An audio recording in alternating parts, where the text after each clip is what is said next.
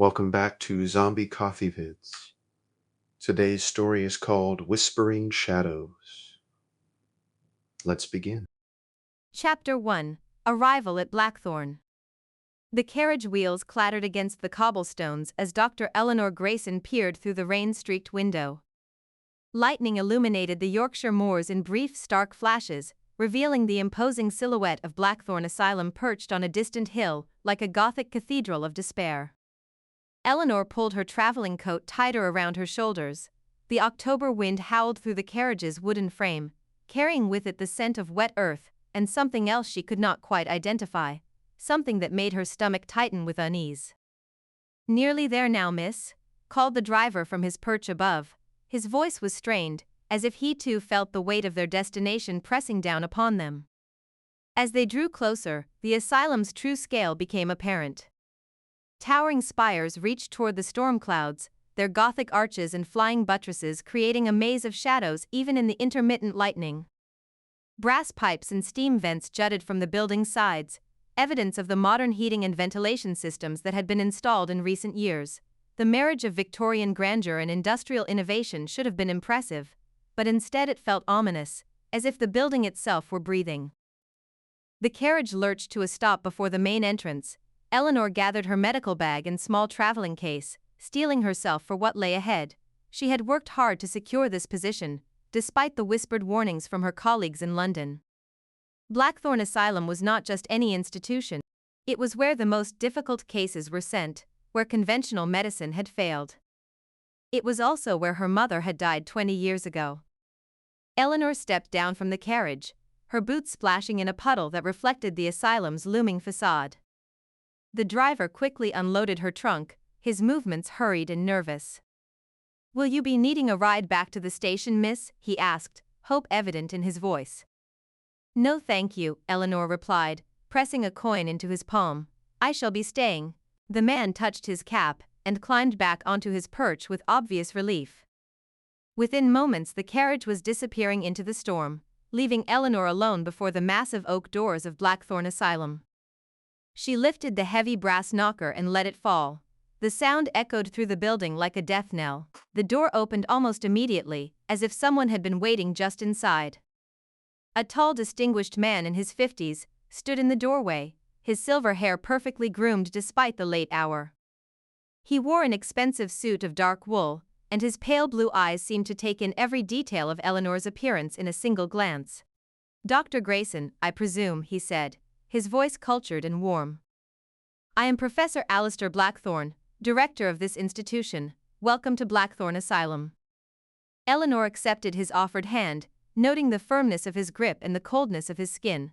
"Professor Blackthorn, thank you for this opportunity. I know my appointment was rather sudden." "Nonsense," Blackthorn replied, stepping aside to allow her entry. "Your credentials speak for themselves. We are fortunate to have someone of your expertise join our staff." Eleanor stepped into the main hall and immediately felt dwarfed by the space around her.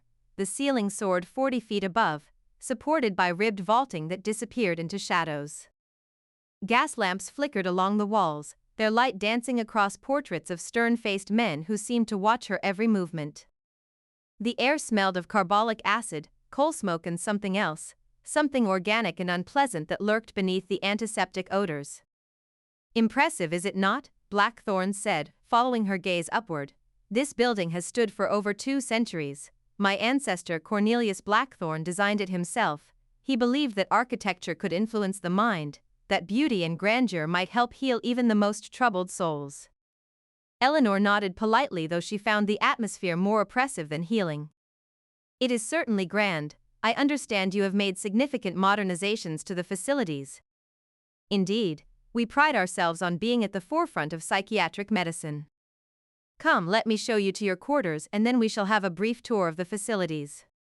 Blackthorn led her up a wide staircase, their footsteps echoing in the vast space.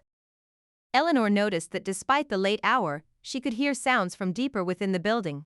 Muffled voices, the clank of machinery, and occasionally, something that might have been sobbing. "The patients are restless tonight," Blackthorn observed, as if reading her thoughts. "The storm affects them. They become agitated when the atmospheric pressure changes."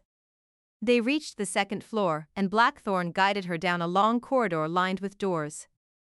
The staff quarters are on this level. You will find your rooms quite comfortable, I believe. He stopped before a door marked with a small brass nameplate reading Dr. E. Grayson and produced a key from his waistcoat pocket. Your belongings will be brought up shortly. Eleanor's room was indeed comfortable, furnished with a four-poster bed, a writing desk, and a small sitting area near the window.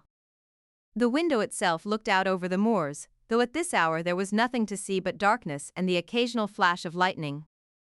I trust this will suffice, Blackthorn said. Now, shall we proceed with the tour? I know you are eager to begin your work.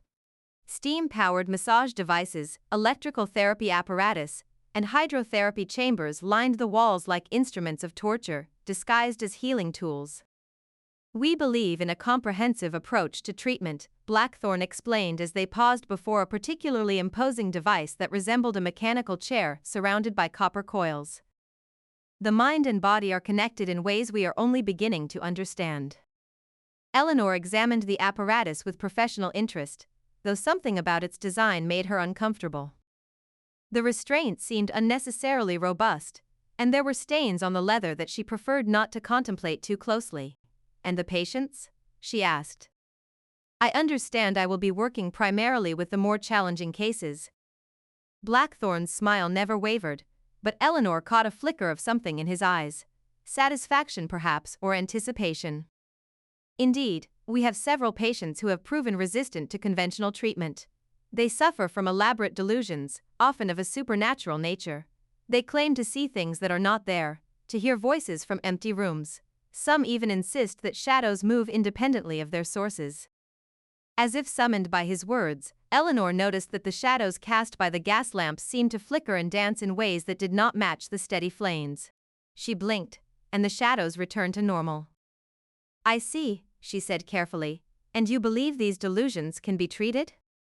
Oh, I am certain of it, Blackthorn replied.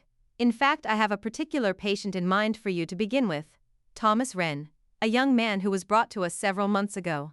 He was found in a cemetery, claiming that the shadows of the tombstones were moving and speaking to him. Quite mad, of course, but I believe you will find his case fascinating. They had reached the end of their tour, standing once again in the main hall. The storm outside seemed to have intensified, and Eleanor could hear the wind howling through the building's many chimneys and vents. I shall leave you to settle in, Blackthorn said, checking his pocket watch. We shall meet again in the morning to discuss your first patient in detail. I do hope you will find your time here enlightening, Dr. Grayson. As he turned to leave, Eleanor felt compelled to ask the question that had been burning in her mind since her arrival. Professor Blackthorn, I must ask. My mother, Catherine Grayson, was a patient here many years ago. I was wondering if you might have any records of her treatment. Blackthorn paused, his hand on the banister of the staircase. When he turned back to her, his expression was unreadable. Catherine Grayson, he repeated slowly. Yes, I remember her. A tragic case. She suffered from severe delusions about shadows and voices. We did everything we could for her, but some minds are simply too fragmented to heal. Eleanor felt a chill that had nothing to do with the storm outside. What exactly happened to her? She took her own life, Blackthorn said quietly. Threw herself from the tower window during a lunar eclipse. She claimed the shadows were calling to her. The words hit Eleanor like a physical blow. She had known her mother died at the asylum, but the details had always been kept from her. Now, standing in the very place where it happened, the reality felt overwhelming. I am sorry to be the bearer of such painful news, Blackthorn continued, but perhaps understanding her fate will help you better treat patients with similar afflictions. Good night, Dr. Grayson. Eleanor watched him ascend the stairs, his footsteps fading into the building's ambient sounds. She stood alone in the main hall, surrounded by the portraits of long-dead Blackthorns, and felt the weight of the asylum pressing down upon her. As she turned to make her own way to her room, she could have sworn she heard something. A whisper, so faint it might have been the wind. But the words seemed to form her name, spoken by a voice she almost recognized. Eleanor quickened her pace, telling herself it was merely her imagination, stirred by the storm and Blackthorn's revelation about her mother. But as she climbed the stairs, she could not shake the feeling that something was watching her from the shadows between the gas lamps. Something that knew exactly who she was and why she had come to Blackthorn Asylum. Chapter 2, The First Patient. Eleanor woke to the sound of screaming. She sat up in bed, her heart pounding as the cry echoed through the asylum's corridors. The sound was raw, desperate, filled with a terror that seemed to claw at the very walls. Then, as suddenly as it had begun, it stopped, leaving only the whistle of wind through the building's many crevices. Gray morning light filtered through her window, revealing the moors stretching endlessly toward the horizon. The storm had passed, but the landscape remained bleak and unwelcoming under the overcast sky. A soft knock at her door interrupted her thoughts. "Dr. Grayson? It is Nurse Agnes. Professor Blackthorne requests your presence in his office at your earliest convenience." Eleanor dressed quickly in her practical gray wool dress and pinned her dark hair into a neat chignon. She had learned long ago that in her profession, appearance mattered almost as much as competence. Patients and colleagues alike needed to see authority and stability, especially in a place like this. Nurse Agnes waited in the corridor, a stern-faced woman in her 50s with steel gray hair pulled back severely from her face.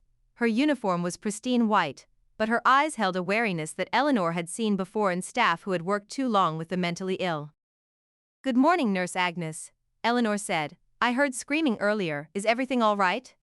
The nurse's expression tightened almost imperceptibly. "Just one of the patients having a difficult night. It happens more often than we would like, especially during storms. The atmospheric pressure affects their conditions." As they walked through the corridors, Eleanor noticed details she had missed in the previous evening's dim light. The walls were lined with brass pipes and gauges, part of the steam heating system that kept the massive building warm. But there were other things too: scratches in the wallpaper that looked almost like claw marks, stains on the floor that had been scrubbed but never quite removed, and everywhere, the smell of carbolic acid trying unsuccessfully to mask something organic and unpleasant. Professor Blackthorne's office was located on the ground floor, behind heavy oak doors marked with his name in gold lettering. The room itself was impressive, lined with medical texts and anatomical charts. A large desk dominated the center, its surface covered with patient files and correspondence. "Ah, Dr. Grayson," Blackthorne said, rising from his chair. "I trust you slept well despite the storm?" "Well enough, thank you," Eleanor replied, though she did not mention the strange dreams that had plagued her sleep. Dreams of shadows moving independently of their sources, and a woman's voice calling her name from somewhere far away. "Excellent. Now, let us discuss your first patient." Blackthorne opened a thick file on his desk. "Thomas Wren, age 23. He was brought to us 6 months ago after being found in Moorsgrave Cemetery in a state of complete hysteria. The local constabulary reported that he was speaking to empty air and claiming that the shadows of the tombstones were moving and whispering to him." Eleanor examined the photograph clipped to the file. Thomas Wren was a thin young man with dark hair and haunted eyes that seemed to stare directly through the camera lens. Even in the still image, she could see the tension in his posture, the way his hands gripped the arms of his chair as if he were trying to anchor himself to reality. "What was his occupation before his breakdown?" Eleanor asked. "Gravedigger," Blackthorne replied. He had worked in the cemetery for several years without incident. According to his employer, he was reliable and hard-working if somewhat solitary. Then, quite suddenly, he began claiming that the dead were trying to communicate with him through their shadows. Eleanor studied the file more carefully. The intake notes described a young man in severe psychological distress, speaking rapidly about the people in the walls and shadows that move when no one is watching. There were also references to elaborate drawings he had made, though the drawings themselves were not included in the file. "Has he shown any improvement since his arrival?" Eleanor asked. Blackthorne's expression grew thoughtful. "Some days are better than others. He has periods of lucidity when he seems almost normal, but then the delusions return, often more intense than before. He has become quite skilled at drawing, actually. He spends hours creating the most intricate sketches of his hallucinations." "I would like to see these drawings," Eleanor said. "Art therapy can be quite revealing in cases of psychological trauma." "Of course. Nurse Agnes will escort you to his room after we finish here. But I must warn you, Dr. Grayson, Thomas can be quite convincing when he describes his delusions. Several of our staff members have found his stories unsettling." Eleanor raised an eyebrow. Surely trained medical professionals are not susceptible to a patient's fantasies? "One would hope not," Blackthorne replied. but there was something in his tone that suggested the matter was not so simple. Nevertheless, I advise caution. Thomas has a way of making others see things that are not there. An hour later, Eleanor found herself standing outside a heavy wooden door marked with the number 17. Through the small window set into the door, she could see Thomas Wren sitting at a small table, his head bent over a piece of paper. His hand moved rapidly across the surface, creating lines and shapes with intense concentration. Nurse Agnes unlocked the door with a large brass key. "Thomas," she said firmly, "you have a visitor. This is Dr. Grayson. She will be working with you from now on." Thomas looked up from his drawing, and Eleanor was struck by the intelligence in his dark eyes. Whatever his mental condition, he was clearly not the vacant, mindless patient she had expected. "Another doctor," he said quietly. "They keep sending doctors, but none of them can see what I see." Eleanor entered the room, noting its sparse furnishings: a bed, a table, a single chair and a small window that looked out over the asylum's grounds. The walls, however, were covered with drawings, hundreds of them, pinned and taped to every available surface. "May I look at your artwork, Thomas?" Eleanor asked, keeping her voice gentle and professional. Thomas shrugged. "They all look eventually. They think it proves I am mad." Eleanor approached the nearest wall and felt her breath catch in her throat. The drawings were extraordinary, not just in their technical skill but in their disturbing content. They showed shadowy figures that seemed to move and writhe even on the static paper, symbols that hurt to look at directly. And everywhere the same motif repeated, shadows that existed independently of any object that might cast them. "These are remarkable," Eleanor said, and she meant it. "How long have you been drawing?" "Since I came here," Thomas replied. "Before that I never drew anything, but now I have to. They show me things and I have to put them on paper or they will not leave me alone." Eleanor studied a particularly detailed sketch that showed the asylum itself, but with additional architectural features that she was certain did not exist. Towers and spires that twisted impossibly into the sky, and windows that seemed to look out onto landscapes that were definitely not the Yorkshire moors. "Who shows you these things, Thomas?" "The people in the walls," he said matter-of-factly. "They have been here much longer than the asylum.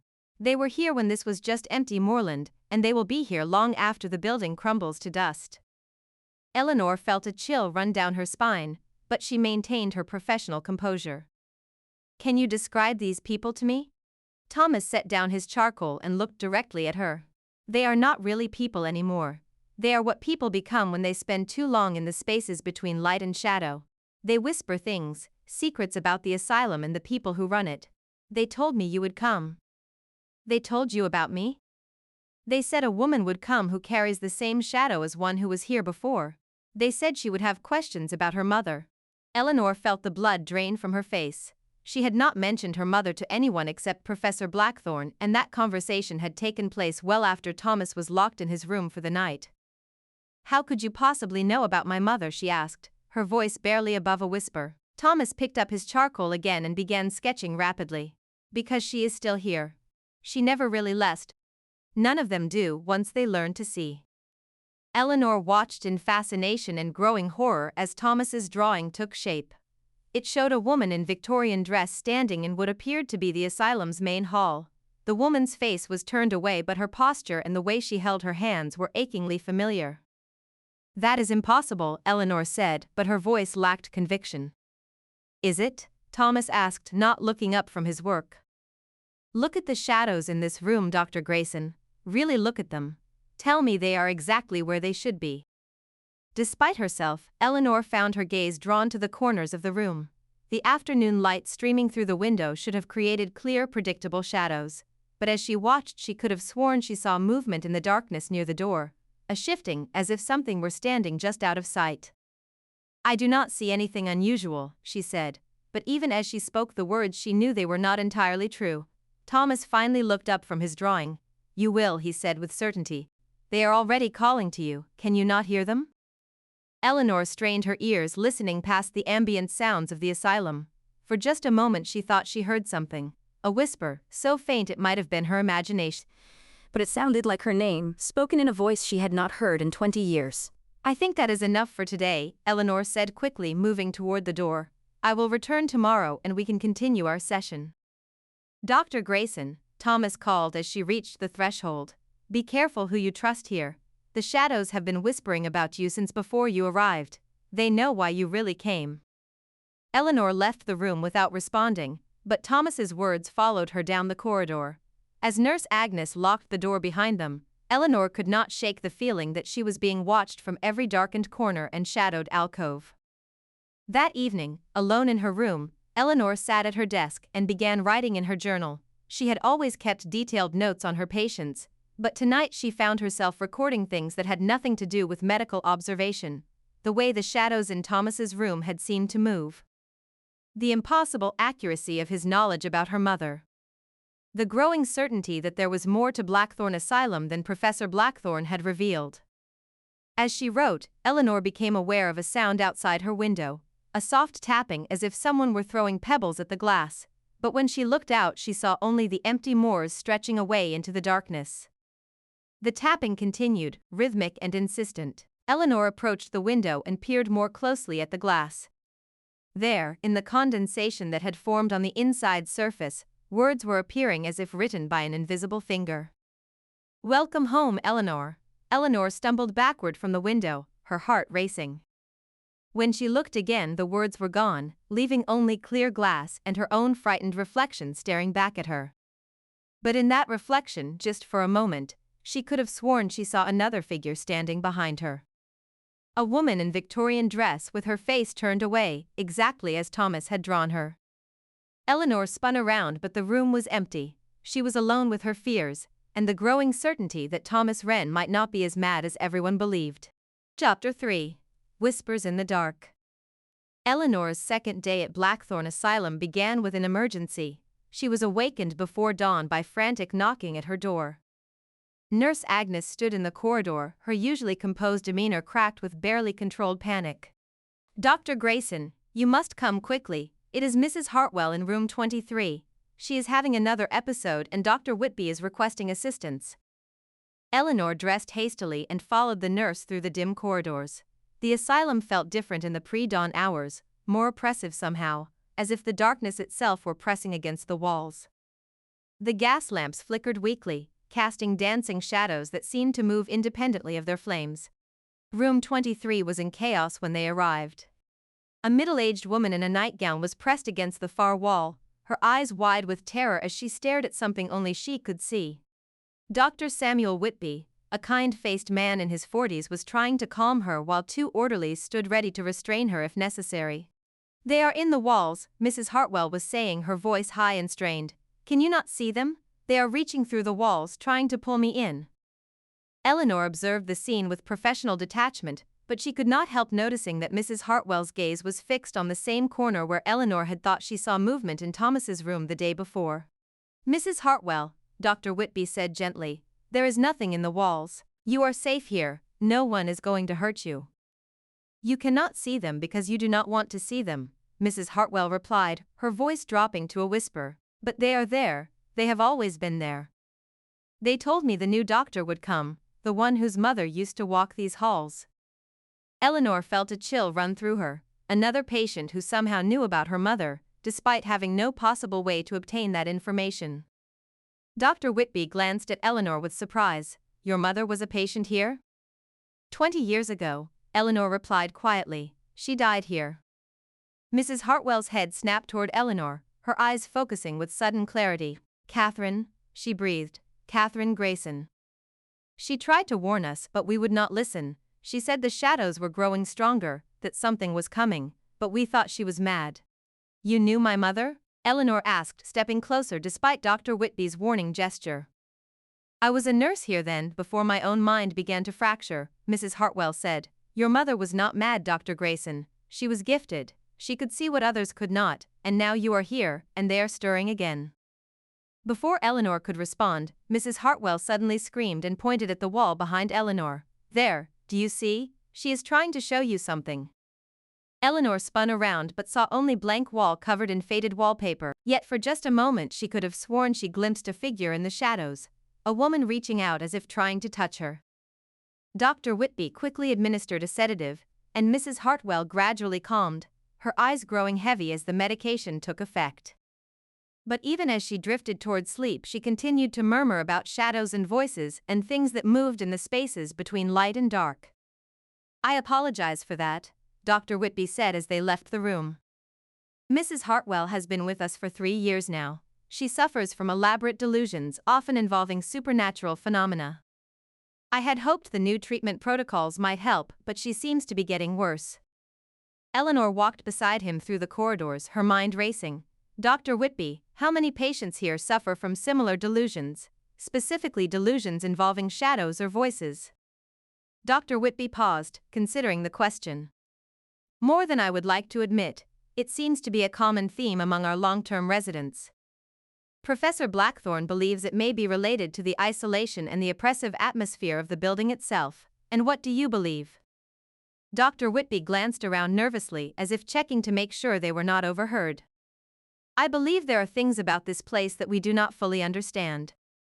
I have been here for 5 years, Dr. Grayson, and I have seen things that challenge my scientific training."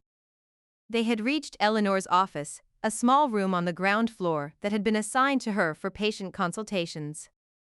Dr. Whitby hesitated at the threshold, then seemed to make a decision. "May I speak frankly?" he asked. Eleanor nodded, unlocking her office door. "Please do. There have been incidents," Dr. Whitby said, lowering his voice. "Patients disappearing from locked rooms, staff members reporting strange sounds and movements in empty corridors, and the dreams. Nearly everyone who works here eventually begins having the same dreams." "What kind of dreams?"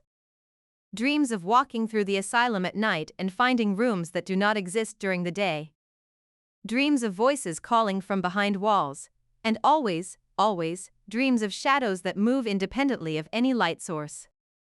Eleanor felt her mouth go dry. She had experienced similar dreams during her first night at the asylum but had attributed them to stress and unfamiliar surroundings. "Have you reported these incidents to Professor Blackthorne?" Dr. Whitby's expression grew troubled. "Professor Blackthorne is aware of them.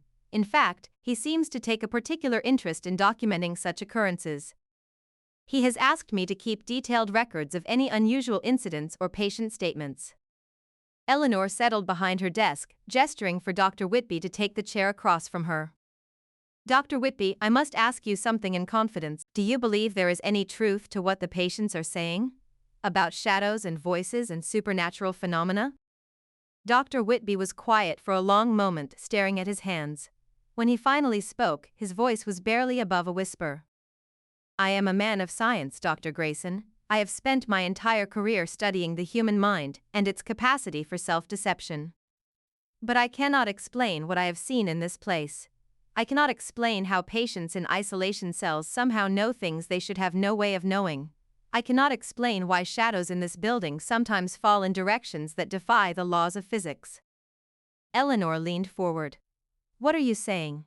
"I am saying that perhaps some of our patients are not as delusional as we believe.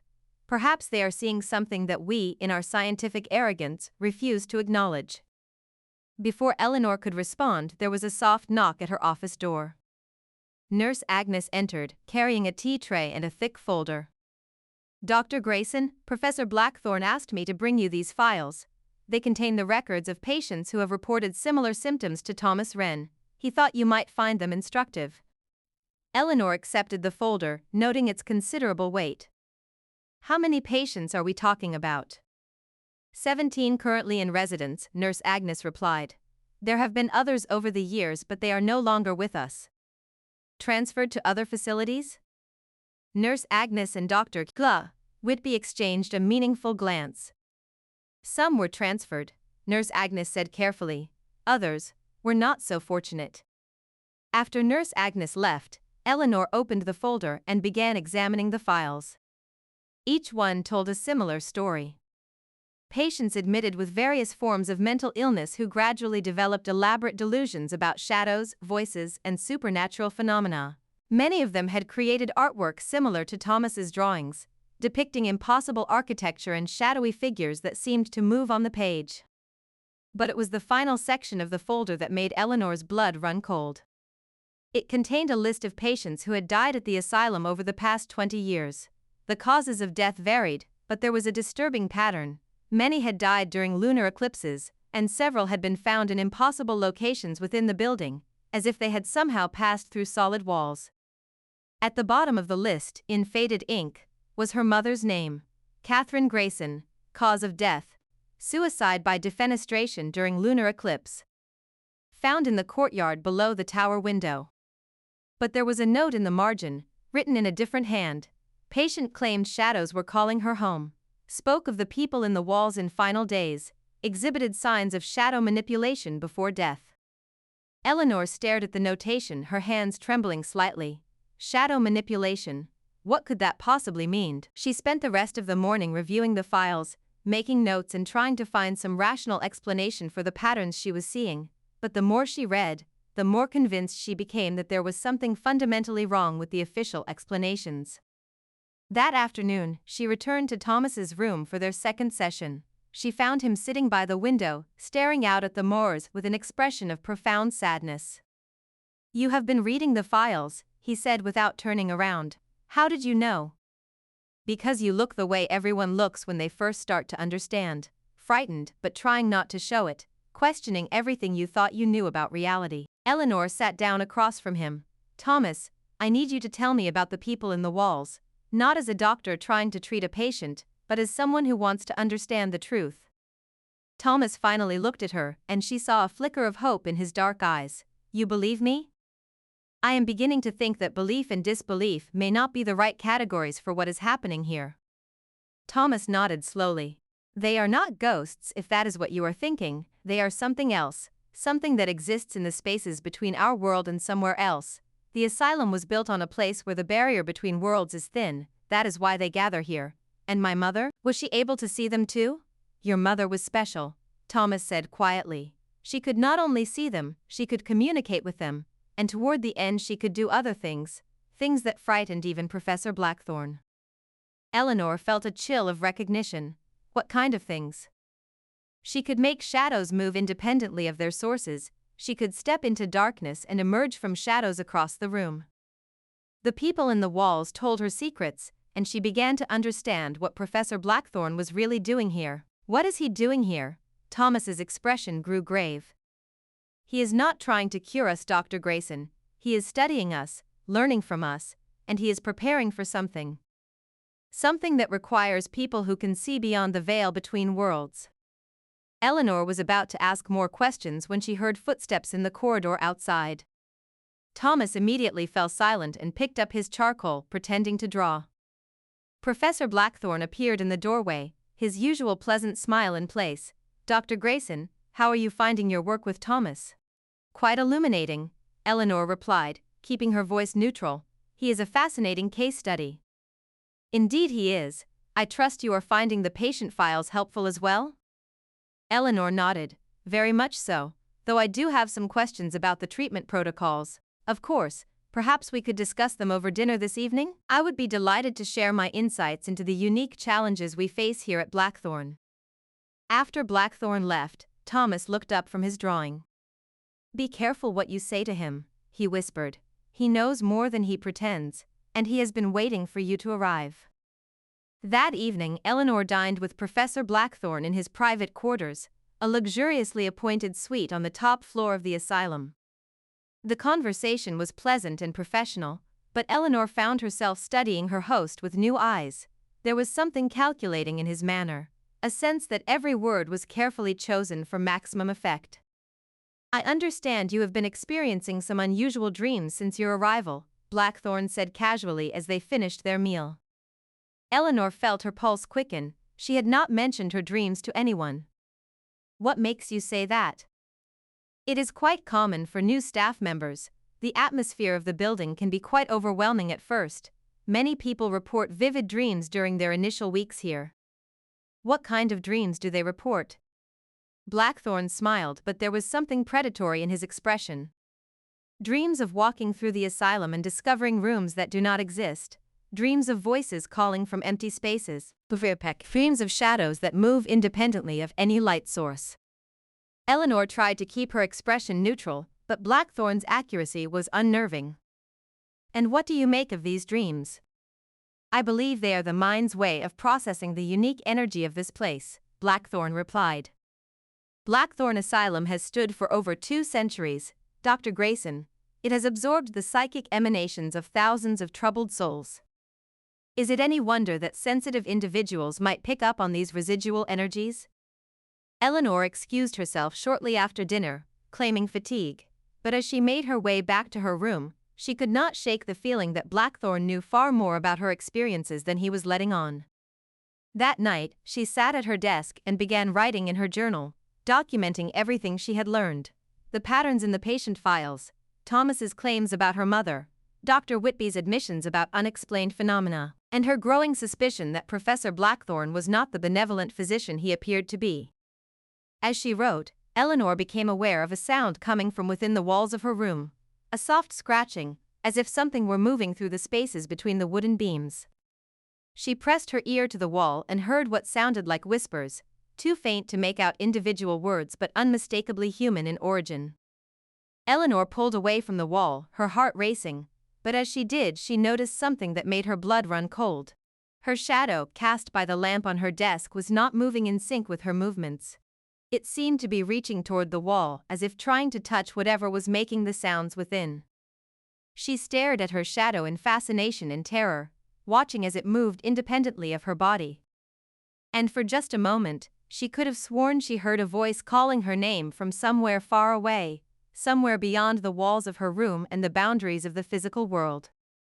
Eleanor blew out her lamp and sat in darkness, listening to the whispers in the walls and wondering if she was beginning to understand what her mother had experienced in her final days at Blackthorn Asylum. Chapter 4: The Journal. Eleanor discovered the hidden compartment by accident. She had been searching through her office desk for additional writing paper when her fingers found a slight depression in the wood at the back of the bottom drawer. Pressing it caused a small panel to slide away, revealing a narrow space that had been concealed behind the drawer's false back. Inside, wrapped in black silk cloth, was a leather-bound journal. Eleanor's hands trembled as she unwrapped it, recognizing the elegant handwriting on the cover immediately. Property of Dr. Catherine Grayson, 1869. Her mother's journal, hidden away for 20 years. She locked her office door and drew the curtains before opening the journal. The first entries were routine medical observations, notes about patients and treatment protocols that seemed perfectly normal. But as Eleanor read deeper, the tone began to change. October 15, 1869. I have been at Blackthorn for 3 weeks now and I am beginning to notice peculiarities that were not mentioned during my interview. Several patients speak of seeing figures that are not there, always in the shadows, always just at the edge of vision. Professor Blackthorn dismisses these as hallucinations, but there is a consistency to their descriptions that troubles me. Eleanor felt a chill of recognition. The same patterns she was observing now had been present 20 years ago. October 22, 1869. I have begun experiencing strange dreams since my arrival, dreams of walking through the asylum at night and finding corridors that do not exist during the day. In these dreams I can hear voices calling from behind the walls, speaking in languages I do not recognize. I have mentioned this to Professor Blackthorn, who assures me it is merely the stress of adapting to a new environment. Eleanor's pulse quickened. Her mother had experienced the same dreams that now plagued her own sleep. November 3, 1869. Something extraordinary happened today. While treating a patient named Margaret Thorne, I witnessed what I can only describe as impossible. Margaret was sitting by the window when her shadow suddenly detached from her body and moved independently across the wall. When I pointed this out to Nurse Pemberton, she claimed to see nothing unusual, but I know what I saw. Eleanor set the journal down, her hands shaking. Shadow manipulation, the same phenomenon that had been noted in her mother's death record. November 10, 1869. I have discovered that I am not alone in my observations. Dr. Marcus Webb, who has been at Blackthorn for 2 years, has been keeping his own records of unusual phenomena. He believes that certain individuals possess an innate ability to perceive what he calls the spaces between worlds. He has agreed to share his research with me. Eleanor had never heard of Dr. Webb. She made a mental note to search for his records in the asylum's files.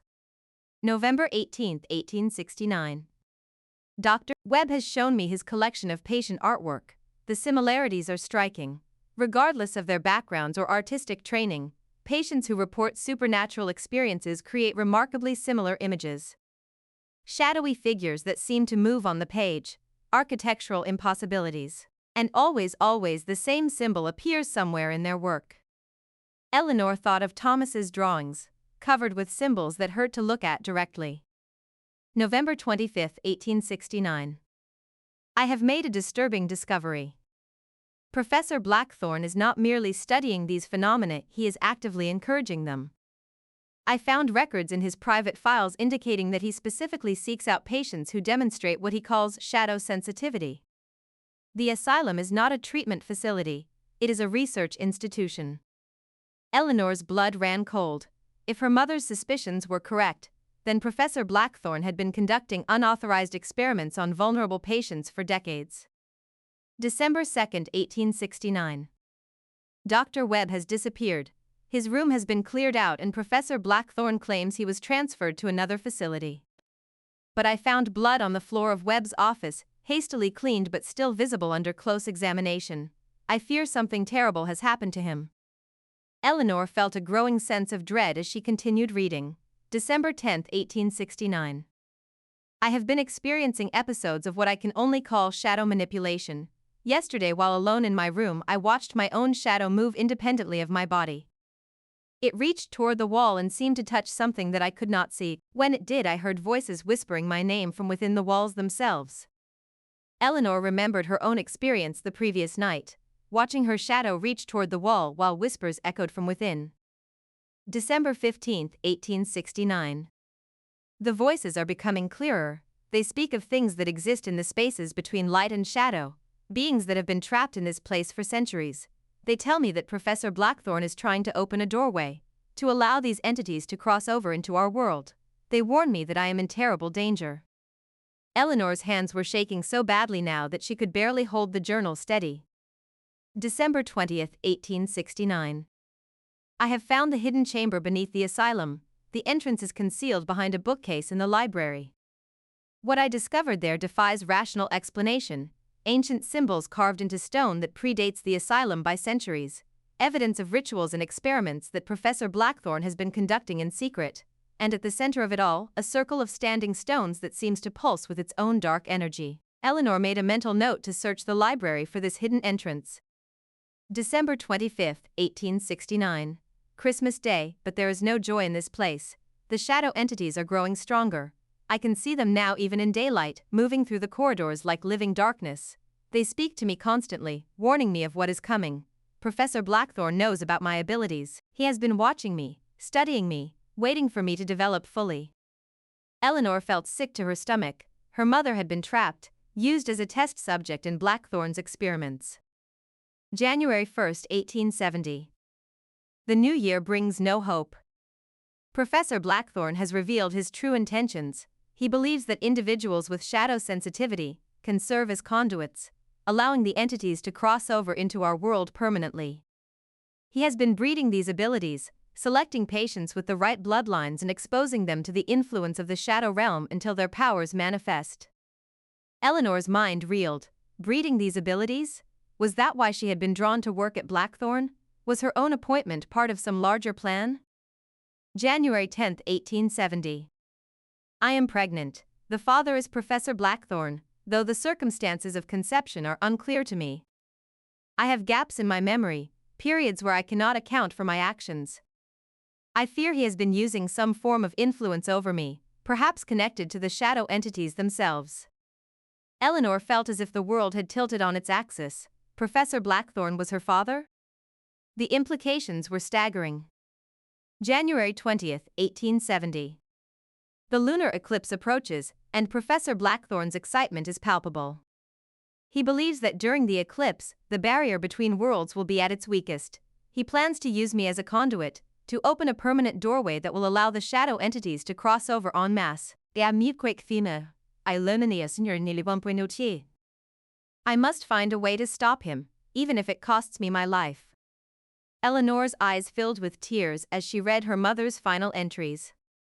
February 2, 1870. I have hidden this journal where I pray someone will find it someday, someone who can finish what I have started. The eclipse is tonight, and I know I will not survive it. But I have found a way to disrupt Blackthorn's ritual. The shadow entities have shown me how to turn their own power against them. If I can reach the ritual chamber during the eclipse, I can seal the doorway permanently. But the cost will be my life, and the life of my unborn child. The final entry was written in a shaking hand, barely legible. February 2, 1870, 11:47 p.m. The eclipse has begun. I can feel the shadow entities pressing against the barriers of our world, eager to break through. Blackthorn is in the chamber below, beginning the ritual. I must go now. If anyone finds this journal, know that I tried to protect the world from what lies beyond the shadows. Tell my daughter, if she lives, that I loved her and that she must be careful. The shadow's sensitivity runs in bloodlines. She will be drawn back to this place eventually. When she comes, she must finish what I could not. She must destroy the doorway forever. Eleanor closed the journal, tears streaming down her face. Her mother had not committed suicide. She had sacrificed herself to prevent something far worse from happening. And now Eleanor was here, drawn back to Blackthorn Asylum just as her mother had predicted. She wiped her eyes and stood up, her resolve hardening. If Professor Blackthorn was indeed her father, if he had been manipulating events to bring her here, then she would not give him the satisfaction of using her as her mother had been used. Eleanor wrapped the journal in its silk cloth and hid it in her medical bag. Then she made her way to the library, determined to find the hidden chamber her mother had described. The library was located on the ground floor, a vast room lined with medical texts and scientific journals.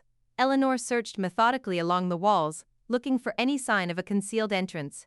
It was behind a section of books on psychiatric disorders that she found it, a bookcase that seemed slightly different from the others. She pressed against various points on the bookcase until she heard a soft click. The entire section swung inward, revealing a narrow stone staircase that descended into darkness. Eleanor lit a candle from the library's reading table and began her descent. The stairs were old, much older than the asylum itself, carved from the same dark stone she had seen in Thomas's drawings. The walls were covered with symbols that seemed to writhe and shift in the candlelight. At the bottom of the stairs, she found herself in a circular chamber that took her breath away. Standing stones arranged in a perfect circle, each one carved with intricate symbols that hurt to look at directly. The floor was made of the same dark stone, polished smooth by centuries of use. But it was what lay at the center of the circle that made Eleanor's blood run cold, a pool of what looked like liquid shadow, perfectly still and utterly black. As she watched, shapes moved within its depths, pressing upward as if trying to break through some invisible barrier. Eleanor approached the pool cautiously, her mother's journal clutched in her free hand. As she drew closer, the shadows within the pool became more agitated, reaching upward with what looked like grasping fingers. Suddenly a voice spoke from behind her. "I wondered when you would find this place." Eleanor spun around to see Professor Blackthorn standing at the entrance to the chamber. But he looked different now, his pleasant facade dropped to reveal something cold and calculating beneath. "Hello, Eleanor," he said, stepping into the circle of standing stones. "Welcome to your true inheritance." Eleanor backed away from him, her heart pounding. "You are my father." "Indeed I am, though the circumstances of your conception were somewhat unconventional." Blackthorn's smile was predatory. "Your mother was a remarkable woman, so strong, so gifted, it took considerable effort to break down her resistance." "You used her. Yon took an experience of the respondé normer, then you too." "I studied her," Blackthorn corrected, "just as I have been studying all of them, the shadow-sensitive individuals who find their way to Blackthorn Asylum. Your mother was special, but you, my dear Eleanor, are even more so." Eleanor felt the shadows in the pool responding to her presence, growing more active as her emotions intensified. "What do you want from me?" "The same thing I wanted from your mother, to serve as a conduit, to open the doorway permanently, and allow our friends from the shadow realm to join us in this world." Blackthorn gestured toward the pool. "They have been waiting so patiently, Eleanor, waiting for someone with the right bloodline, the right abilities, to set them free." Eleanor looked down at the pool and saw faces in the darkness, twisted and hungry, pressing against the barrier that held them back. "They are not friends, they are parasites. They want to consume our world, they want to transform it," Blackthorn said, "to make it into something better, something more honest, a world where the shadows are no longer hidden, where the darkness is acknowledged and embraced." Eleanor felt her own shadow beginning to move independently, reaching toward the pool as if drawn by some invisible force. She fought against it, but the pull was growing stronger.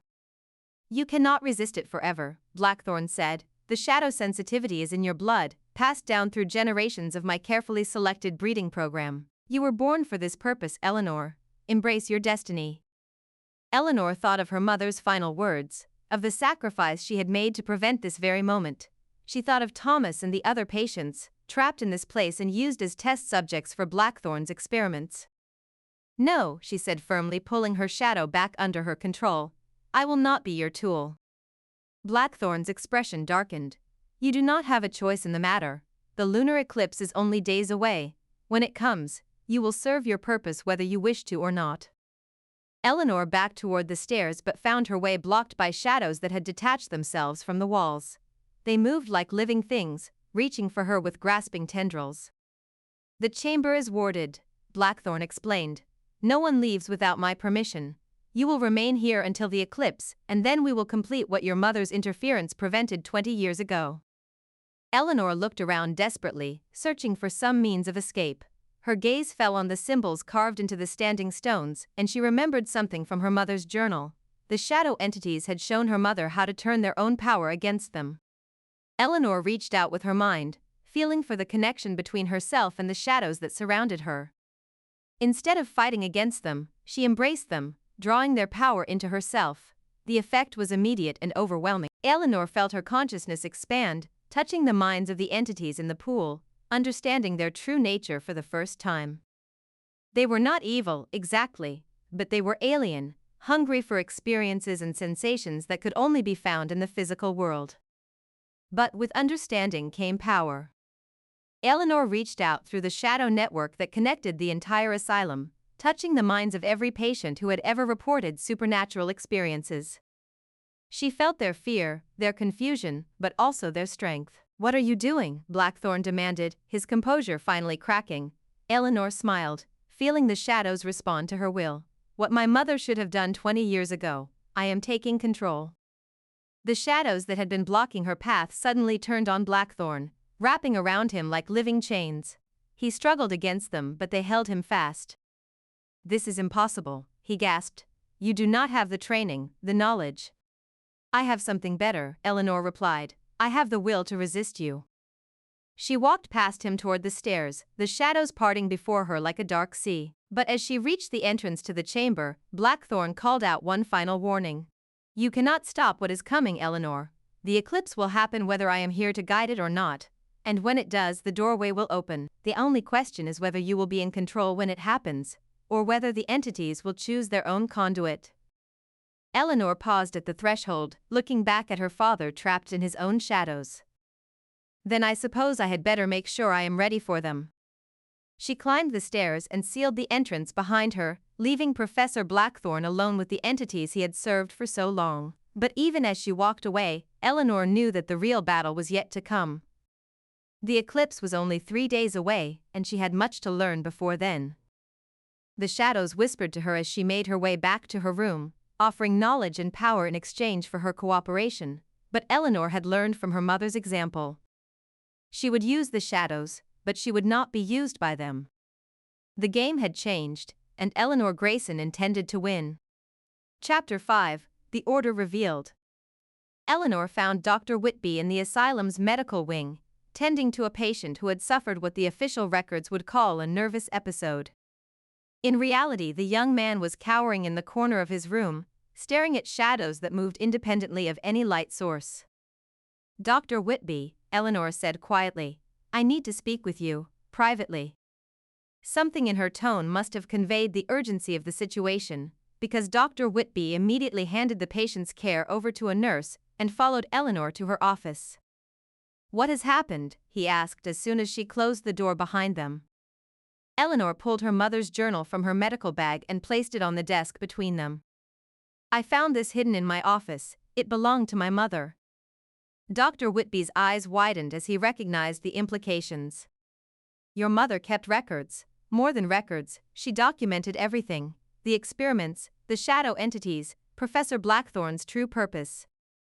Eleanor opened the journal to one of the more revealing entries. Dr. Whitby, this asylum is not what it appears to be. As Dr. Whitby read, his face grew pale. When he finished, he sat back in his chair, his hands trembling slightly. "Dear God," he whispered, "I suspected something was wrong, but this is beyond anything I imagined." Eleanor leaned forward. "You mentioned that you have been keeping your own records. What have you observed?" Dr. Whitby was quiet for a moment, as if weighing the risks of sharing what he knew. Finally, he seemed to reach a decision. "There are others," he said quietly, "staff members who have begun to question what is happening here. We have been meeting in secret, sharing our observations and trying to make sense of the patterns we have noticed." "How many others?" "4, including myself. Nurse Agnes, despite her stern demeanor, has been documenting incidents for years. Dr. Morrison from the East Wing has noticed that certain patients seem to be deliberately selected for specific treatments. And Orderly Jenkins has reported seeing things that should not exist." Eleanor felt a surge of hope. She was not alone in this fight. "There is something else," Dr. Whitby continued. "We have discovered that Professor Blackthorne is not working alone. There is an organization, a secret society that has been operating for decades. They call themselves the Order of the Eclipse." Eleanor's blood ran cold. Her mother's journal had mentioned the order, but she had hoped it was merely Blackthorne's delusion. "What do you know about them?" "Not much, but we have found evidence of their meetings. They gather in the old chapel beneath the asylum, the one that predates the current building. We believe they have been using Blackthorne Asylum as a research facility, studying individuals with supernatural abilities." Eleanor thought of the hidden chamber she had discovered, with its ancient stones and pool of living shadow. "Dr. Whitby, I need to tell you something. Last night I found Professor Blackthorne's secret laboratory." She described her discovery of the hidden chamber, her confrontation with Blackthorne, and her newfound ability to control the shadows. Dr. Whitby listened with growing amazement and horror. "You left him trapped down there?" he asked when she finished. "The shadows are holding him, but I do not know for how long. And he warned me that the eclipse is coming whether he is free or not. We have 3 days to figure out how to stop whatever is going to happen." Dr. Whitby stood up and began pacing. "We need to gather the others. If what your mother wrote is true, if the Order has been planning this for decades, then we are going to need all the help we can get." "There is something else," Eleanor said. "Professor Blackthorne is my father." Dr. Whitby stopped pacing and stared at her. "What?" "According to my mother's journal, he used some form of influence over her. She became pregnant, though she could not remember the circumstances clearly. I am the product of his breeding program, selected and shaped for this specific purpose." Dr. Whitby sat down heavily. "Then you are in more danger than any of us realized. If the Order believes you are the key to their plans, they will not stop until they have me," Eleanor finished. "Which is why we need to act quickly." That evening, Eleanor found herself in a storage room in the asylum's basement, meeting with Dr. Whitby's secret group. Nurse Agnes was there, her stern expression softened by genuine concern. Dr. Morrison, a thin man with nervous eyes, sat beside Orderly Jenkins, a burly fellow who looked more like a dock worker than a medical professional. "Dr. Grayson has made some disturbing discoveries," Dr. Whitby began, and proceeded to share what Eleanor had told him about her mother's journal and her confrontation with Professor Blackthorne. When he finished, the room was silent for a long moment. "I knew there was something wrong with this place," Nurse Agnes said finally. "I have been here for 15 years, and I have seen things that would make a rational person question their sanity, but I never imagined it was this organized, this deliberate." Dr. Morrison nodded. "The patient selection process has always troubled me. We receive transfers from other institutions, but they are never random. There is always something special about them, some unusual sensitivity or ability." "And the treatments," Orderly Jenkins added. "Some of the procedures Professor Blackthorne orders make no medical sense. It is as if he is trying to enhance their conditions rather than cure them." Eleanor felt a chill of recognition. "He is. According to my mother's journal, he has been deliberately cultivating supernatural abilities in his patients. The asylum is not a treatment facility, it is a breeding ground, but for what purpose?" Dr. Morrison asked. Eleanor described the hidden chamber and the pool of living shadow. "He believes that during the lunar eclipse the barrier between our world and the shadow realm will be at its weakest. He wants to use someone with the right abilities to open a permanent doorway." And he believes you are that someone, Nurse Agnes said grimly. Yes, but I have learned something he did not expect. I can control the shadows, not just be controlled by them. The question is, can I use that ability to stop him? Dr. Whitby leaned forward. What do you need from us? Eleanor had been thinking about this since her confrontation with Blackthorn. First, we need to find out more about the Order of the Eclipse. If they have other members, other facilities, we need to know what we are up against. I can help with that, Orderly Jenkins said. I have seen men coming and going from the old chapel at night, well-dressed gentlemen who do not look like they belong in an asylum. I can watch them, see if I can learn more about their activities. Second, Eleanor continued, we need to secure the patients. If the Order is planning something during the eclipse, they may try to use other shadow-sensitive individuals as backup conduits. I can organize the nursing staff, Nurse Agnes offered. There are others who have noticed the strange occurrences. They may be willing to help if they understand what is at stake. And third, Eleanor said, we need to find a way to permanently seal the doorway.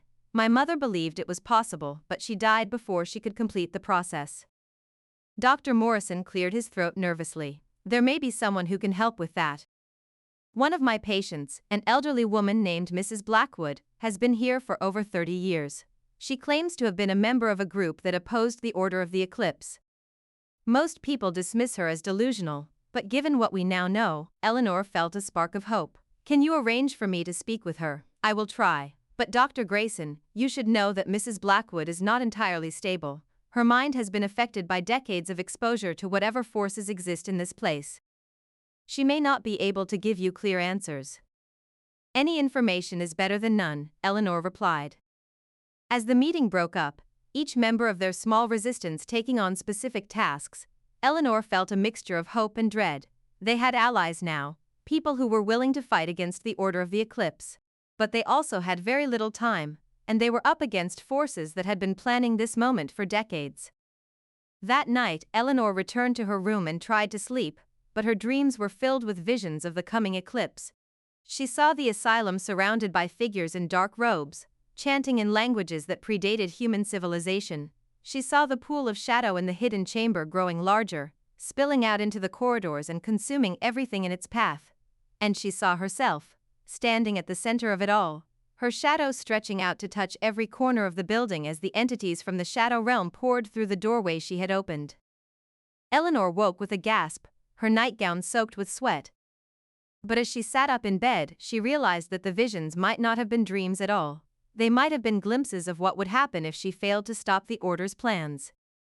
She got up and went to her window, looking out over the moors toward the distant village of Moorsgrave. Somewhere out there, members of the Order of the Eclipse were making their final preparations. In 2 days the lunar eclipse would begin, and the fate of both worlds would hang in the balance. Eleanor pressed her hand against the glass, and watched as her shadow moved independently, reaching toward something she could not see. The shadow entities were growing stronger as the eclipse approached, and her connection to them was becoming more powerful. The question was whether she could master that power before it mastered her.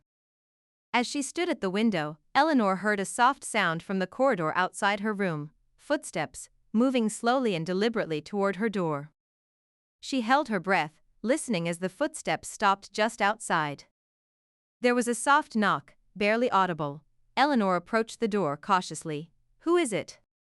A friend, came the whispered reply. Someone who knew your mother.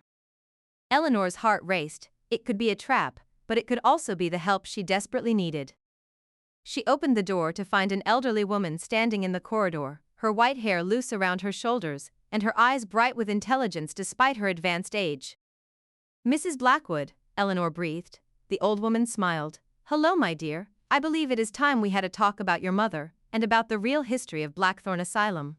Eleanor stepped aside to let her enter, knowing that whatever Mrs. Blackwood had to tell her would change everything she thought she knew about her family's connection to this place. The eclipse was coming, and Eleanor was about to learn that her mother's sacrifice 20 years ago had been only the beginning of a much larger battle between light and shadow. Chapter 6. Beneath the Asylum. Mrs. Blackwood settled into the chair by Eleanor's window, her movements careful but purposeful.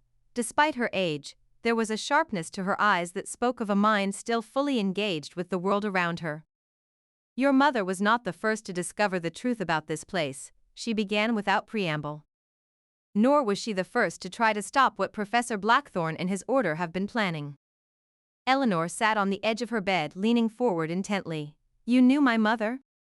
"I knew her well. Catherine was brilliant, brave, and ultimately doomed by her own compassion." Mrs. Blackwood's voice carried the weight of old grief. "She believed she could save everyone. In the end, she could only save you." "Tell me about the Order of the Eclipse," Eleanor said. "How long have they been operating?" Mrs. Blackwood was quiet for a moment, her gaze distant as if she were looking back through decades of memory. "The order was founded in 1847 by Cornelius Blackthorne, the current professor's great-grandfather. He was an occultist and a scholar of what he called liminal sciences.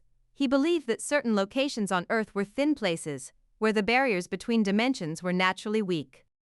Eleanor thought of the ancient stones in the hidden chamber. "And this location is one of those places?"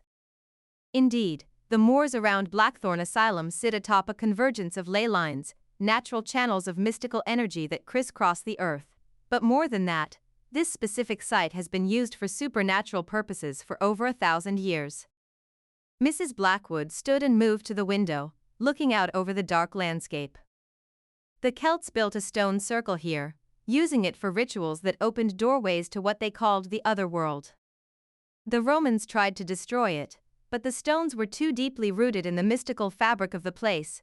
Eventually they simply built around it, incorporating it into their own practices." "And the Blackthornes discovered this?" "Cornelius Blackthorne was obsessed with the idea of controlled contact with otherworldly entities. He believed that such beings possessed knowledge and power that could transform human civilization. So he built his asylum directly over the ancient stone circle, using the building itself as a massive focusing device." Eleanor felt a chill of understanding. "The entire asylum is designed to channel supernatural energy."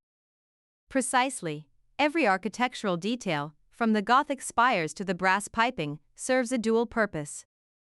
On the surface, it appears to be a modern medical facility, but beneath that facade, it is a machine designed to weaken the barriers between worlds." Mrs. Blackwood returned to her chair, her expression grave. "For over 40 years, the Order has been refining their techniques.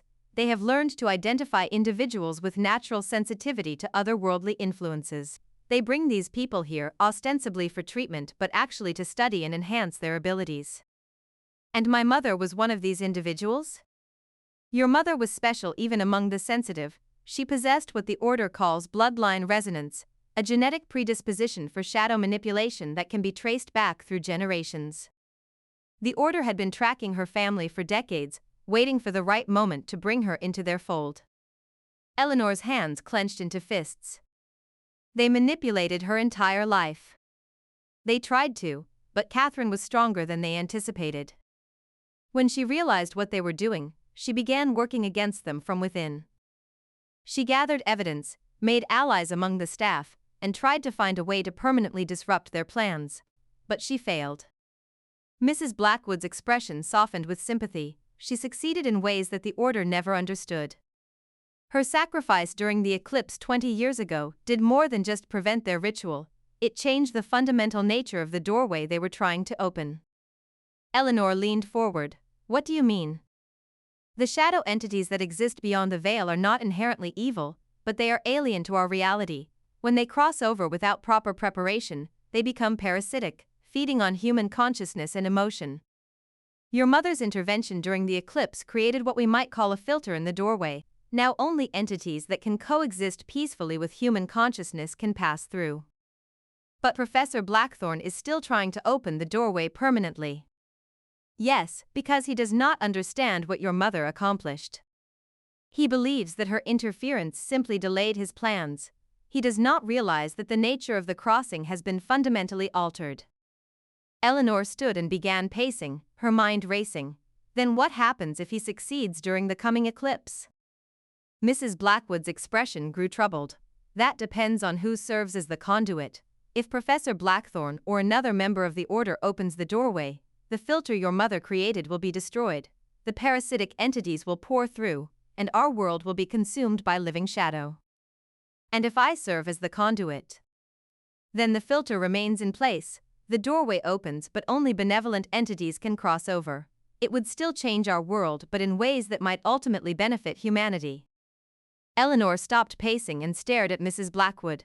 You are suggesting that I should cooperate with the order? I am suggesting that you have a choice your mother did not have. She could only prevent the crossing entirely, at the cost of her own life, but you, with your enhanced abilities and your mother's bloodline, might be able to control what comes through.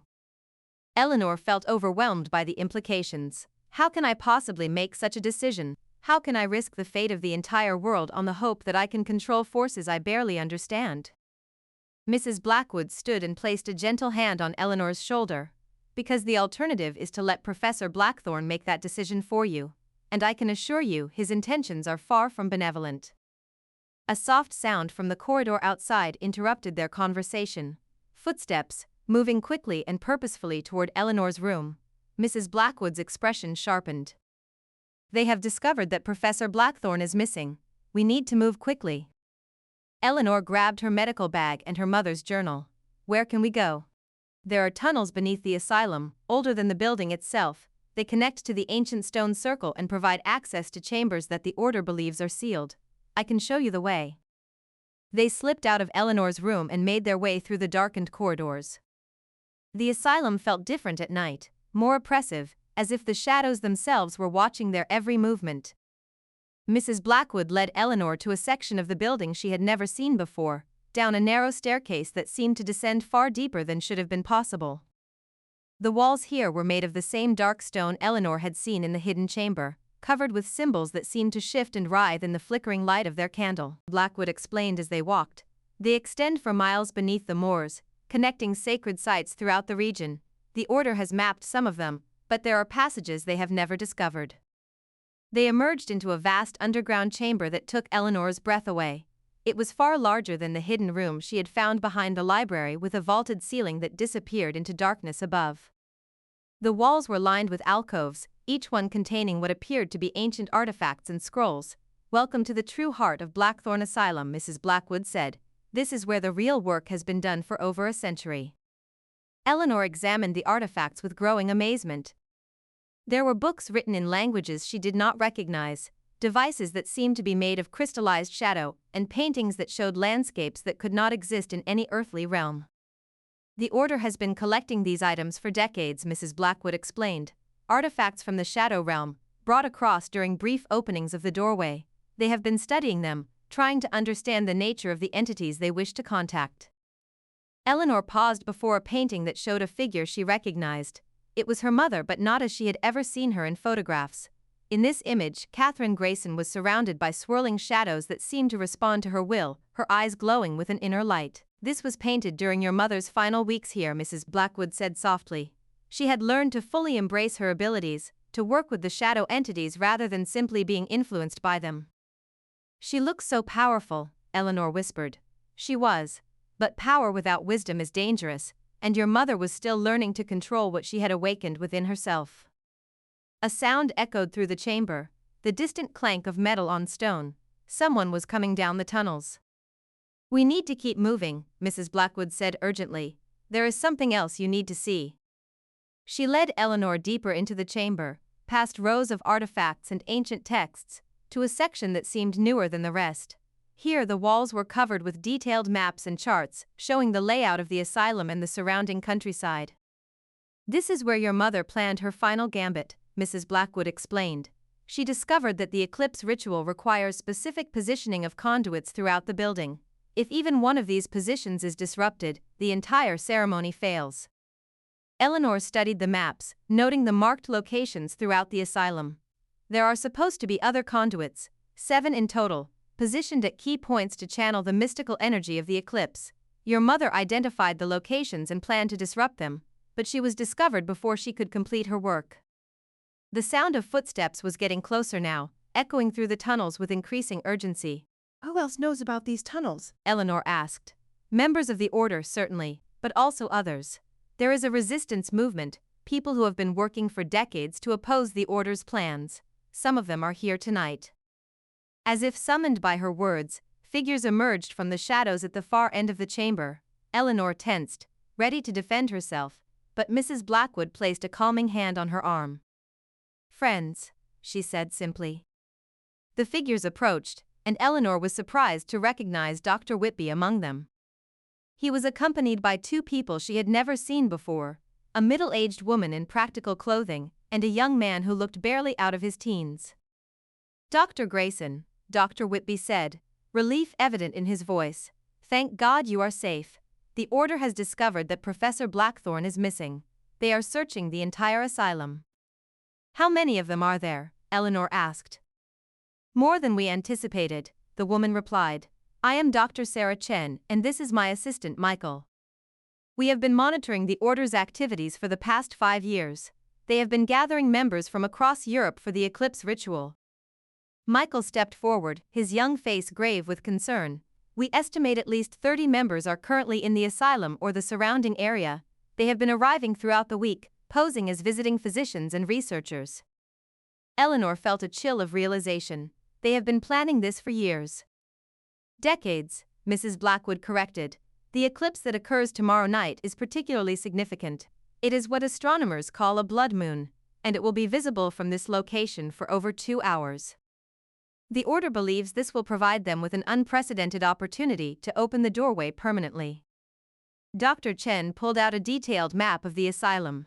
"We have identified the 7 conduit positions your mother discovered.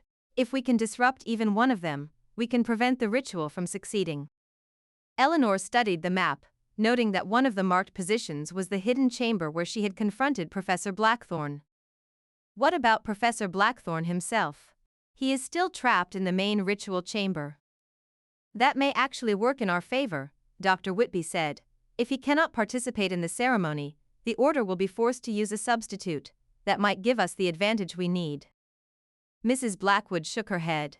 "You underestimate the Order's resources. They have been preparing for this possibility. There are other members with the necessary knowledge to conduct the ritual." A new sound echoed through the chamber, the distant chanting of multiple voices. The Order had found the tunnels. "We need to split up," Dr. Chen said urgently. "Each team takes responsibility for disrupting one of the conduit positions. If we can coordinate our efforts, we might be able to stop them." Eleanor looked around at the small group of allies, feeling the weight of responsibility settling on her shoulders. "What about the main ritual chamber? Someone needs to deal with whatever they are planning there." Mrs. Blackwood met her gaze steadily. "That responsibility falls to you, my dear. You are the only one with the power to control what happens when the doorway opens." Eleanor nodded, accepting the burden that had been passed down to her from her mother. "Then let us finish what she started." As the group prepared to separate and make their way to their assigned positions, Eleanor felt the shadows around her responding to her determination. The eclipse was less than 24 hours away, and the final battle between light and shadow was about to begin. But for the first time since arriving at Blackthorne Asylum, Eleanor felt ready for what was coming. She had allies, she had knowledge, and most importantly, she had the power to choose her own destiny. The Order of the Eclipse had been planning this moment for decades, but they had not counted on Eleanor Grayson being anything more than a passive conduit for their ambitions. They were about to discover how wrong they had been. Chapter 7: The Ritual. The eclipse began at sunset. Eleanor watched from her window as the Earth's shadow crept across the face of the full moon, turning its silver light to deep crimson. Throughout the asylum, she could feel the change beginning. The shadows grew deeper, more substantial, and the whispers from within the walls became a constant murmur of anticipation. She had spent the day in preparation, studying her mother's journal and the ancient texts Mrs. Blackwood had shown her in the underground chamber. The ritual the Order planned was complex, requiring precise timing and positioning to succeed. But Eleanor had discovered something in her mother's notes that gave her hope. The same precision that made the ritual powerful also made it vulnerable. A soft knock at her door interrupted her thoughts. She opened it to find Thomas Wren standing in the corridor, his usual haunted expression replaced by something approaching clarity. "They let me out," he said simply. "The shadows told them I would be needed tonight." Eleanor stepped aside to let him enter. "Thomas, it is not safe for you to be involved in this. The Order will try to use you." Thomas shook his head. I have been part of this since the day I arrived here. The people in the walls have been preparing me, teaching me things I never knew I could do. He held up his hands and Eleanor watched in amazement as shadows flowed between his fingers like liquid darkness. I can help you, Dr. Grayson. I want to help you. Before Eleanor could respond, the sound of chanting began to echo through the building. Deep, resonant voices speaking in a language that seemed to bypass the ears and speak directly to the soul. The ritual had begun. Eleanor grabbed her medical bag, now containing her mother's journal and several items she had taken from the underground chamber. Thomas, if you are determined to help, then stay close to me. And whatever happens, do not let them separate us. They made their way through the corridors which had been transformed by the eclipse's influence. The gas lamps flickered weakly, their light seeming to be absorbed by shadows that moved independently of any source. Patients could be heard crying out from behind locked doors, their voices mixing with the chanting to create a symphony of madness and desperation. As they descended toward the main floor, Eleanor saw figures in dark robes moving through the halls. Members of the order, no longer bothering to maintain their disguises. They paid no attention to Eleanor and Thomas, as if their presence had been expected and approved. They want you to come to them, Thomas whispered. The shadows are telling me that this is all part of their plan. Eleanor felt a chill of realization. Of course the order would not try to stop her. They needed her to participate in the ritual willingly, or at least without active resistance. Her power was too great to be controlled by force, but they hoped to manipulate her into cooperation. They reached the library, where Eleanor could see that the hidden entrance to the underground chamber had been opened. Robed figures were descending the stone stairs, carrying candles and ritual implements. The chanting was louder here, reverberating through the stone passages like the heartbeat of some vast sleeping creature. Dr. Grayson. Eleanor turned to see a tall figure in an elaborate robe approaching them. When he pulled back his hood, she was surprised to recognize Dr. Morrison, the nervous physician who had been part of Dr. Whitby's resistance group. Dr. Morrison, what are you doing? His expression was apologetic but determined. I am sorry, Dr. Grayson, but you must understand the Order's goals are not as malevolent as you have been led to believe. They seek to expand human consciousness, to bring us into contact with forms of intelligence far superior to our own. Eleanor felt Thomas tense beside her. He has been compromised, the young man whispered. The shadows around him are wrong, twisted.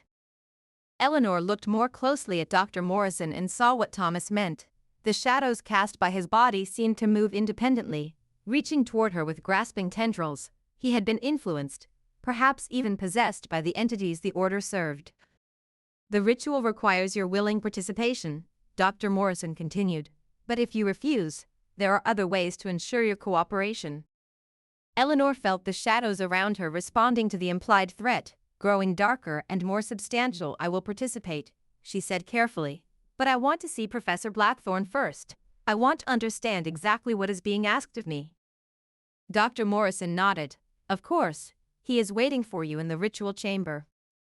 They descended the stone stairs, Thomas staying close to Eleanor's side. The chanting grew louder as they went deeper, and Eleanor could feel the power building in the ancient stones around them. The eclipse was reaching its peak, and the barrier between worlds was growing thin. The ritual chamber had been transformed since Eleanor's last visit.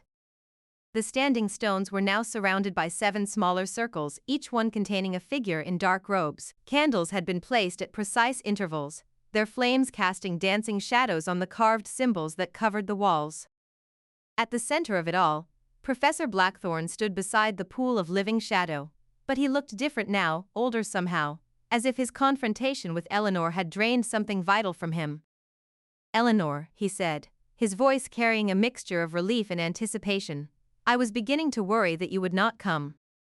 Eleanor approached the edge of the main circle, noting the positions of the other participants.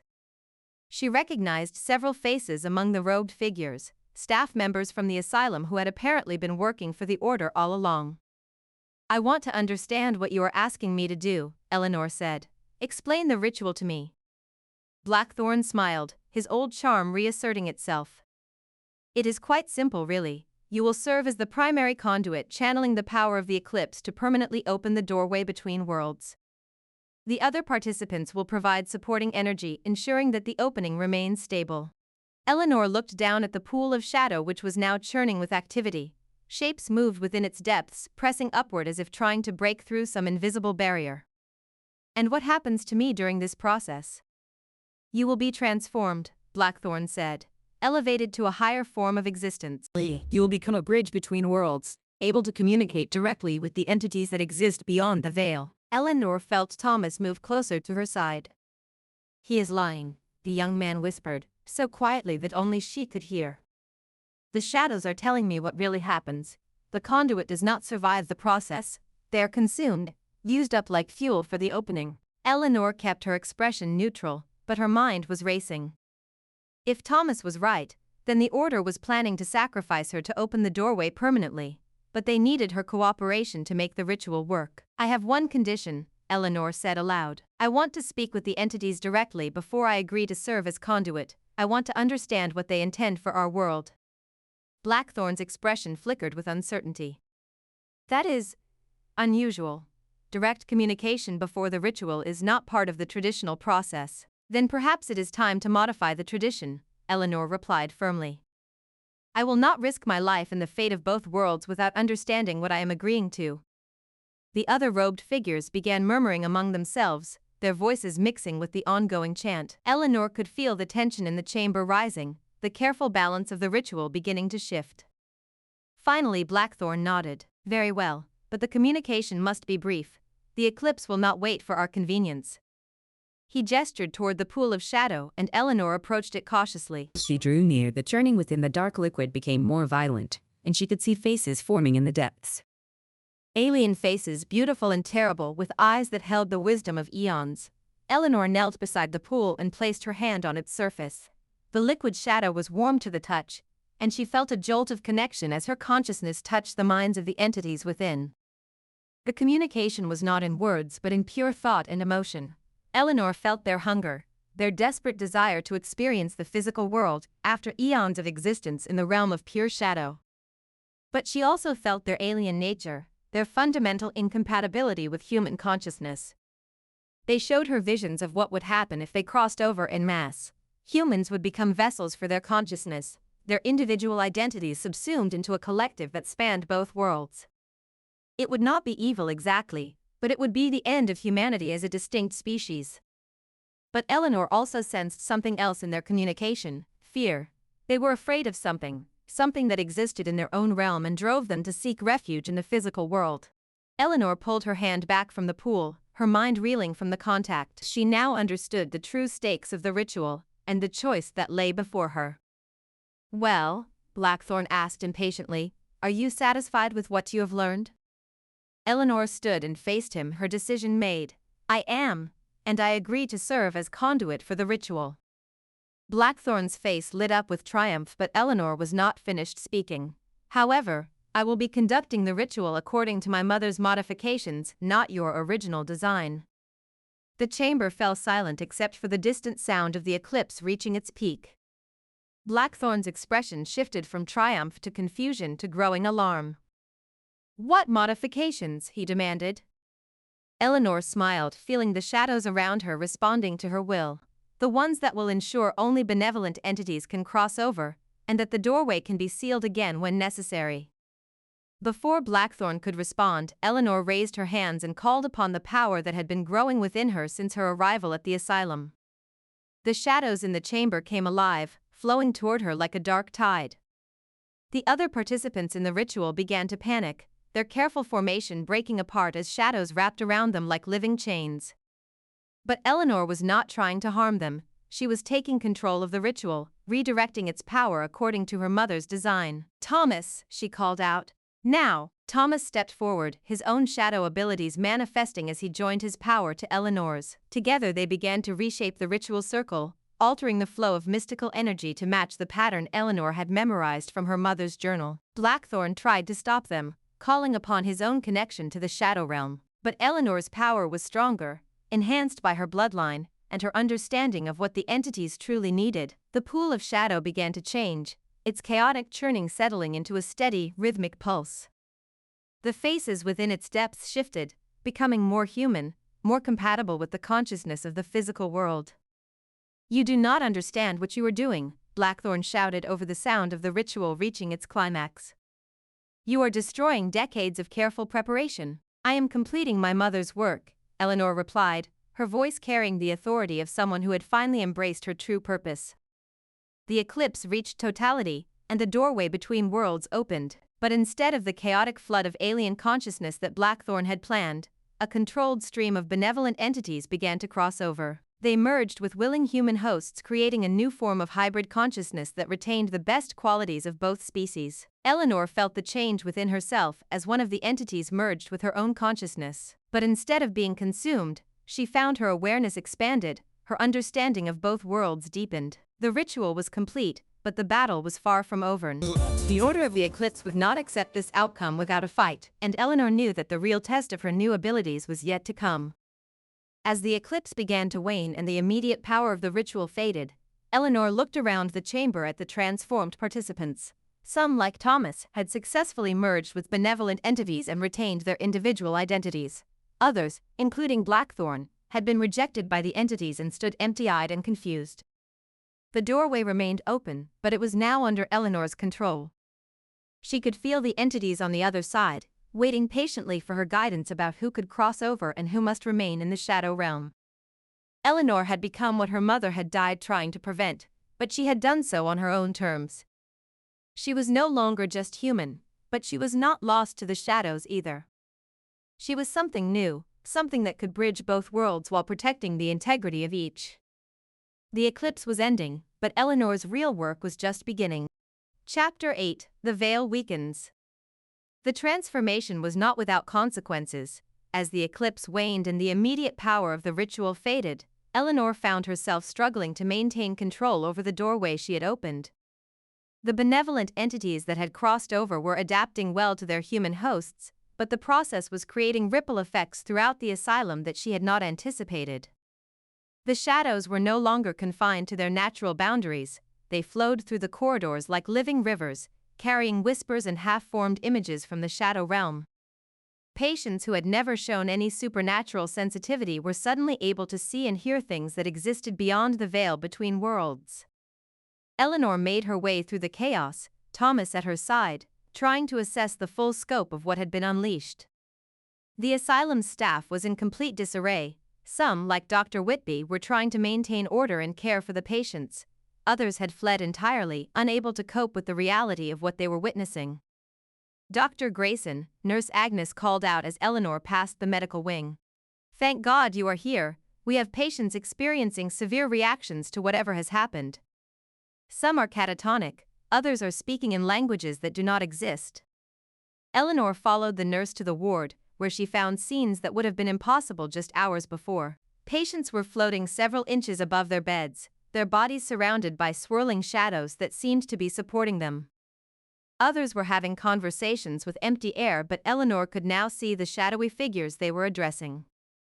"The barrier between worlds has been permanently weakened," Eleanor explained to Nurse Agnes. "People who were previously unable to perceive the shadow realm are now being exposed to it directly. We need to help them adapt gradually, or the shock could drive them completely mad." Eleanor moved from patient to patient, using her enhanced abilities to ease their transition. She found that she could serve as a buffer, filtering the intensity of their exposure to the shadow realm and helping them process what they were experiencing. But even as she worked to help the patients, Eleanor was aware of a growing disturbance elsewhere in the asylum. The members of the Order who had not been transformed by the ritual were regrouping, and they were not pleased with the outcome of their carefully planned ceremony. "Dr. Grayson," Thomas said urgently, "the shadows are warning me that Blackthorn and the others are planning something. They have retreated to the upper floors, but they are not giving up." Eleanor paused in her work with the patients. "What kind of something?" "They are trying to reverse what you did. They believe that if they can disrupt the filter your mother created, they can still open the doorway fully and allow the parasitic entities to cross over." Eleanor felt a chill of alarm. In her focus on completing the ritual according to her mother's design, she had not considered that the Order might have contingency plans. "How much time do we have?" Thomas closed his eyes, listening to voices only he could hear. "Not long. They are gathering in the tower, the same place where your mother died. They believe that location has special significance for reversing her work." Eleanor made a quick decision. "Nurse Agnes, I need you to coordinate with Dr. Whitby and the other staff members who are still functional. Keep the patients as calm as possible, and do not let anyone leave the building. The effects of what has happened here could spread if people carry the influence into the outside world. She turned to Thomas. You are coming with me. If the Order is planning to undo everything we have accomplished, we need to stop them. They made their way through the asylum toward the tower stairs, passing through corridors that had been transformed by the weakening of the veil between worlds. The walls themselves seemed to be breathing, expanding and contracting as if the building were alive. Portraits on the walls moved and shifted, their subjects stepping out of their frames to walk through scenes that changed from moment to moment. It is getting worse, Thomas observed as they climbed the narrow spiral staircase that led to the tower. The longer the doorway remains open, the more unstable the barrier becomes. Eleanor could feel it too. The careful balance she had tried to maintain during the ritual was beginning to break down. The benevolent entities she had allowed to cross over were adapting well, but their presence was making it easier for other, less friendly beings to slip through the cracks. They reached the tower room to find Professor Blackthorne and 6 other members of the Order arranged in a circle around a complex array of mirrors and crystals. The setup was clearly designed to focus and redirect mystical energy, and Eleanor could see that they were attempting to create a counter-ritual that would undo her modifications to the original ceremony. Eleanor, Blackthorne said without turning around, I wondered when you would arrive. You always were too curious for your own good, just like your mother. Eleanor stepped into the room, noting the positions of the other Order members and the mystical implements they were using. What are you trying to do? Correct your mistake, Blackthorne replied, finally turning to face her. You have created an abomination, a hybrid state that serves neither world properly. The entities you allowed to cross over are contaminating human consciousness, while the ones you left behind are growing desperate and dangerous. Eleanor could feel the truth in his words, even though she disagreed with his interpretation. The situation was indeed becoming unstable, but not in the way he believed. The instability is temporary, she said.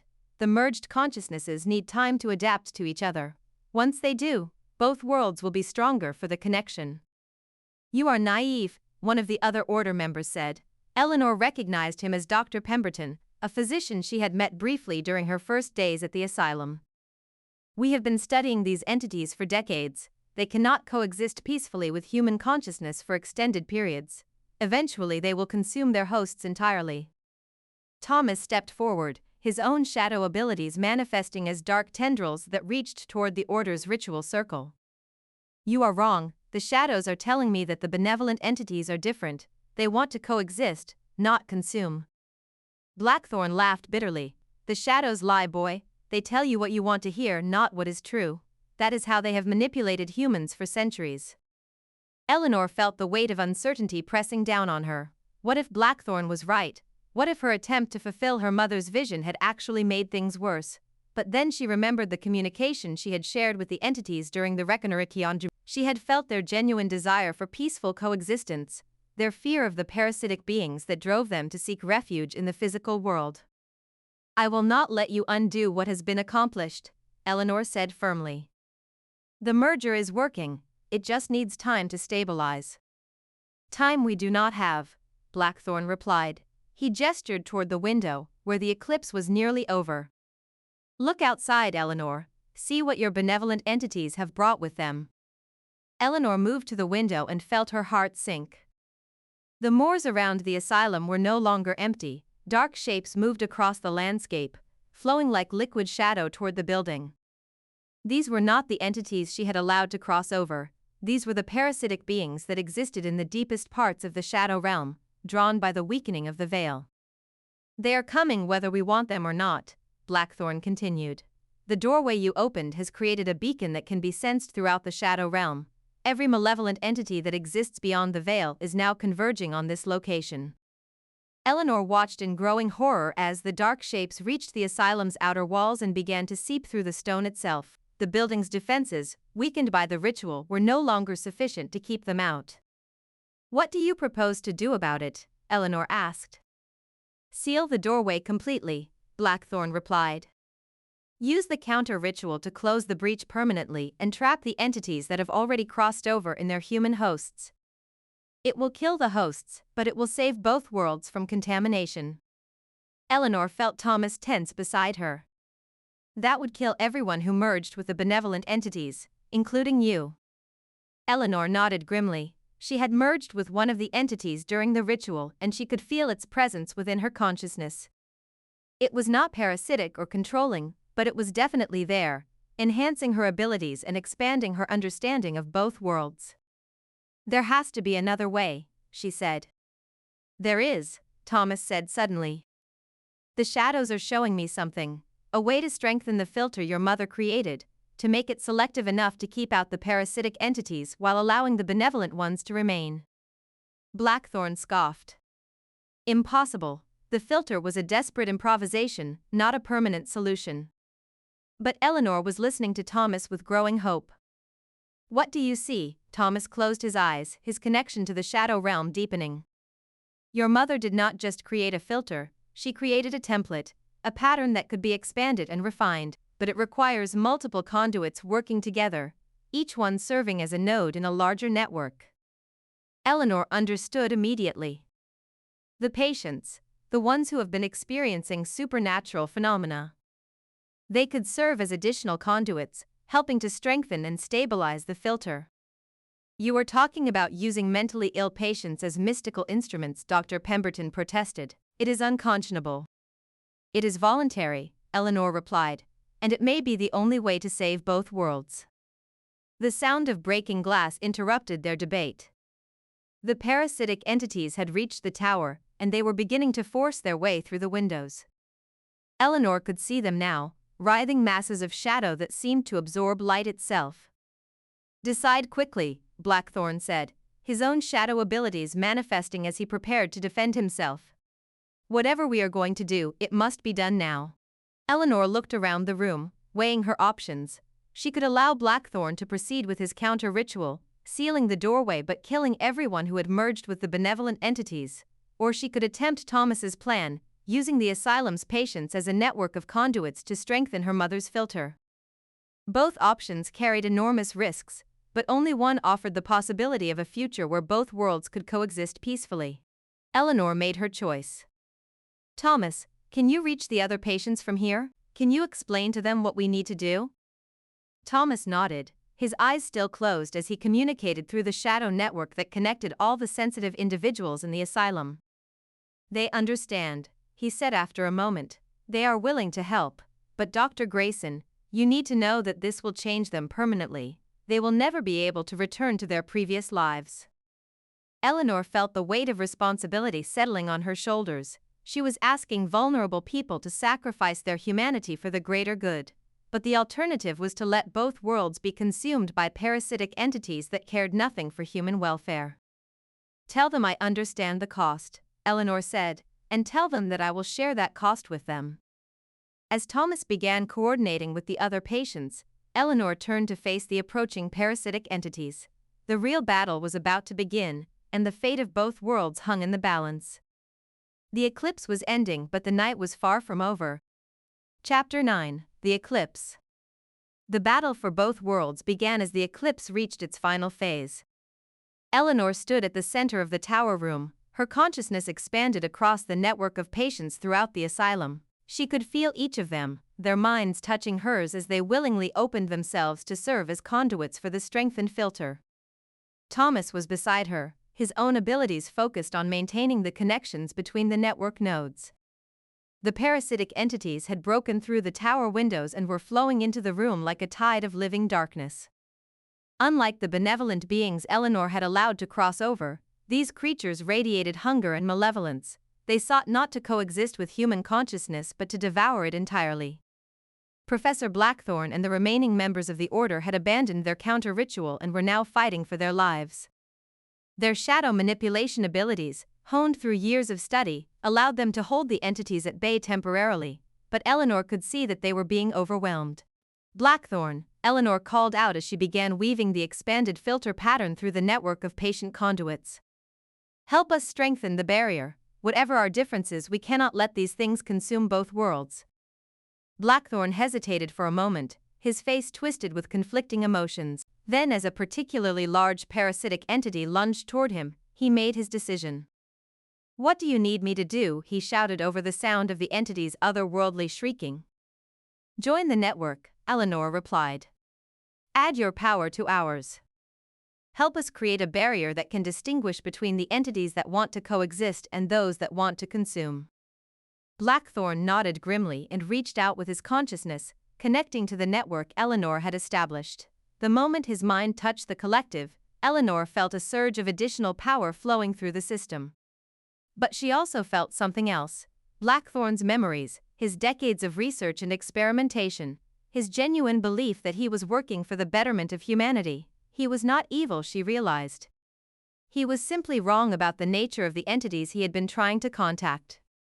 "I can see them now," Blackthorn said, his voice filled with wonder and horror. "The benevolent ones, the parasitic ones. They are completely different species. How did I not realize this before?" "Because you were only seeing what the parasitic entities wanted you to see," Eleanor replied as she continued weaving the filter pattern. "They have been manipulating the order for decades, using your research to weaken the barriers between worlds." The network of patient conduits was growing stronger, their combined consciousness creating a web of protective energy that began to push back against the invading entities. Eleanor could feel each patient's contribution, their unique perspectives and abilities adding complexity and strength to the overall pattern. Mrs. Hartwell, the former nurse who had known Eleanor's mother, provided stability and grounding. Her years of experience with the supernatural phenomena at the asylum had given her a deep understanding of how to maintain mental equilibrium in the face of otherworldly influences. A young man named Peter, who had been brought to the asylum after claiming he could see the future, contributed temporal awareness that allowed the network to anticipate the entity's movements and respond accordingly. An elderly woman named Sarah, who had spent 30 years insisting that she could communicate with the dead, provided a bridge between the world of the living and the realm of shadows that made the filter more permeable to benevolent influences. Each patient added their own unique gift to the collective, creating a barrier that was far more sophisticated and effective than anything Eleanor could have achieved alone. But the parasitic entities were not giving up easily. As the filter strengthened, they began to change their tactics. Instead of trying to force their way through the barrier, they started attempting to corrupt the network itself, sending tendrils of influence toward the patient conduits in an effort to turn them into entry points. "They are trying to possess the patients," Thomas warned, his voice strained with the effort of maintaining his connections to the network. "If they succeed in corrupting even one conduit, they can use that person to unravel the entire filter." Eleanor felt the attacks beginning, dark whispers of temptation and despair, directed at the most vulnerable members of their network. The entities were offering power, knowledge, freedom from the pain and confusion that had brought these people to the asylum in the first place. Some of the patients wavered, their resolve weakening under the assault. Eleanor could feel their connections to the network beginning to fray as doubt and fear crept into their minds. "Hold fast," Eleanor projected through the network, her mental voice carrying all the authority and compassion she could muster. "Remember why you are here, remember what we are fighting to protect." But words alone were not enough. Eleanor realized that she needed to give the patients something more concrete to hold on to, a vision of what their sacrifice could achieve. She opened her own memories to the network, sharing her experiences since arriving at the asylum. The patients saw through her eyes the truth about their conditions, the reality of the supernatural phenomena they had been experiencing, and the importance of their role in protecting both worlds. More importantly, they saw the future that was possible if they succeeded. A world where the boundary between the physical and shadow realms was permeable but controlled, where humans could benefit from contact with benevolent entities while remaining protected from parasitic ones. The vision strengthened their resolve, and the network solidified once again. The parasitic entities' attempts at corruption failed, their tendrils of influence repelled by the collective will of the patient conduits. But Eleanor knew that this was only a temporary victory. The eclipse was ending, and with it the peak power that had made the ritual possible. If they were going to permanently establish the strengthened filter, they needed to act quickly. "Thomas," she called out, "can you feel the pattern stabilizing?" Thomas nodded, sweat beading on his forehead from the effort of maintaining so many seditious connections. "It is holding, but barely. We need something to anchor it permanently, something that will keep the filter in place even after the eclipse ends." Eleanor looked around the tower room, her enhanced perception allowing her to see the mystical energies flowing through the space. The ancient stones of the asylum's foundation, the brass pipes and steam vents that had been designed to channel supernatural forces, the very architecture of the building itself. The asylum, she said suddenly. We can use the building itself as an anchor. Blackthorn's ancestor designed it to focus mystical energy. We can reverse that function, make it a permanent stabilizing force for the filter. Blackthorn, still connected to the network, understood immediately. The architectural modifications, the positioning of the pipes and vents, the symbolic elements built into the structure. Yes, it could work, but it would require reconfiguring the entire mystical framework of the building. Can it be done? Eleanor asked. Not by any one person, Blackthorn replied, but with the network, with all of us working together. Eleanor felt a surge of hope. Then let us do it. The process was unlike anything Eleanor had ever experienced. Working through the network of patient conduits, she and the others began to reshape the mystical architecture of Blackthorn Asylum.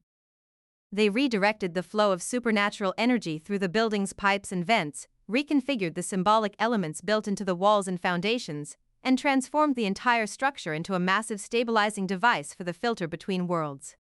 The parasitic entities, sensing what was happening, launched a final desperate assault.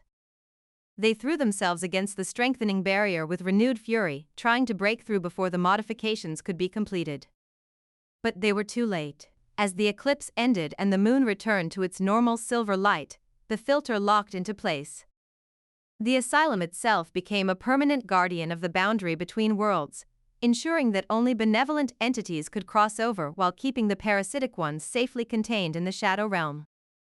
The invading entities, finding themselves cut off from their source of power, began to fade and dissipate. Their otherworldly shrieks grew fainter and fainter until finally, silence returned to the tower room. Eleanor collapsed to her knees, exhausted by the effort of coordinating the network and reshaping the asylum's mystical architecture. Around her, the other participants in the ritual were similarly drained, but alive and victorious. Is it over? Thomas asked weakly. Eleanor reached out with her enhanced senses, testing the stability of the filter they had created. The barrier was strong and stable, anchored by the asylum itself and maintained by the network of patient conduits who had willingly sacrificed their normal lives to protect both worlds. It is over, she confirmed. The filter is permanent. The parasitic entities cannot cross over, but the benevolent ones can continue to coexist with willing human hosts. Professor Blackthorn struggled to his feet, his face showing a mixture of exhaustion and wonder. What have we become? He asked. What are we now? Eleanor considered the question. She could feel the benevolent entity that had merged with her consciousness during the ritual, its presence enhancing her abilities and expanding her understanding of both worlds. She was still human, but she was also something more. We are bridges, she said finally, guardians of the boundary between worlds. We have the responsibility to ensure that the connection between the physical and shadow realms remains beneficial to both. As dawn broke over the Yorkshire moors, Eleanor looked out the tower window at the asylum grounds. The building looked the same from the outside, but she could feel the changes that had been made to its mystical architecture. It was no longer a place of imprisonment and experimentation, it had become a sanctuary, a place where humans and benevolent shadow entities could learn to coexist peacefully. The patients who had served as conduits in the network were changed as well. They would never be able to return to their previous lives, but they had gained something precious in return. They had become part of something larger than themselves, guardians of a secret that could transform the world if properly managed. Eleanor knew that their work was far from over. There would be other challenges, other threats to the delicate balance they had established. But for now, both worlds were safe, and the future held possibilities that neither realm could have achieved alone. The eclipse was over, but a new dawn was beginning. Chapter 10, Aftermath. 3 months after the eclipse, Eleanor stood in what had once been Professor Blackthorn's office, now transformed into something entirely different. The heavy medical texts had been replaced with journals documenting the experiences of humans who had merged with benevolent shadow entities. The brass instruments of psychiatric treatment had given way to devices designed to monitor and maintain the stability of the filter between worlds. Blackthorn Asylum was no longer an asylum at all. It had become the Blackthorn Institute, a research facility dedicated to understanding and managing the relationship between the physical and shadow realms. The patients who had served as conduits during the eclipse ritual were now residents and researchers, their unique perspectives invaluable in studying the phenomena they helped to control. Eleanor had been appointed as the Institute's director, a role that felt both natural and overwhelming. She was responsible not just for the welfare of the residents, but for maintaining the delicate balance that kept both worlds safe from the parasitic entities that still pressed against the barriers of the shadow realm. A soft knock at her office door interrupted her thoughts. Thomas entered carrying a folder of reports and wearing the expression of someone who had adapted well to his new role as Eleanor's assistant and liaison with the Shadow Network. "The morning reports," he said, placing the folder on her desk. "All network nodes are stable, and there have been no attempted incursions from parasitic entities in the past week." Eleanor nodded, reviewing the documents. Each report represented one of the former patients who now served as a permanent conduit in the network that maintained the filter.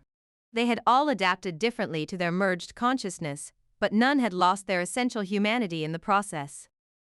Mrs. Hartwell had become the Institute's head of security, her ability to sense disturbances in the shadow realm making her invaluable for early warning of potential threats.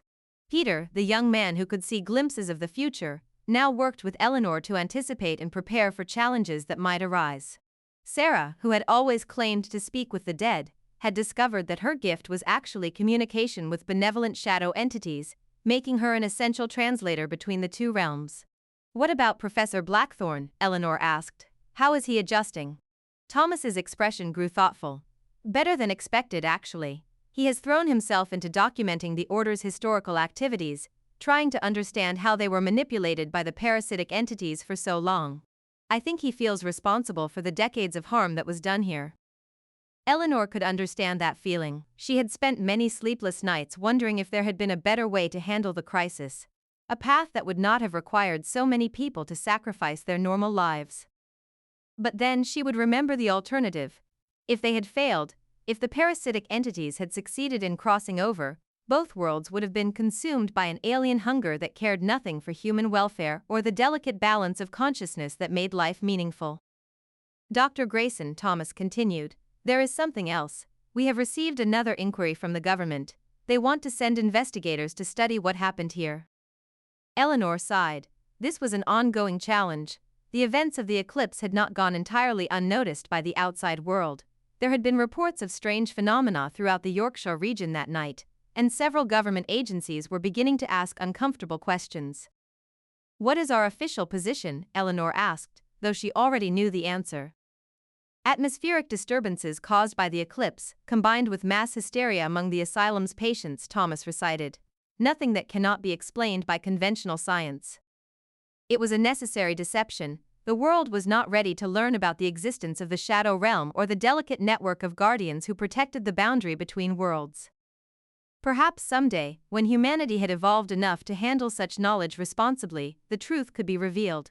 But for now, secrecy was essential. Eleanor stood and walked to her window, looking out over the grounds where patients once wandered in confusion and despair.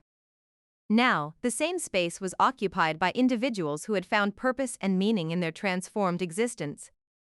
They tended gardens that grew in impossible ways, their plants nourished by energy from the shadow realm. They created art that captured glimpses of otherworldly beauty. They conducted research that pushed the boundaries of human understanding. "Stop, Thomas," Eleanor said. "Do you ever regret what we did? Do you ever wish we had found another way?" Thomas joined her at the window, his own gaze taking in the transformed landscape.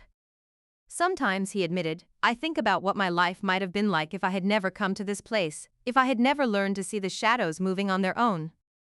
He paused, considering his words carefully.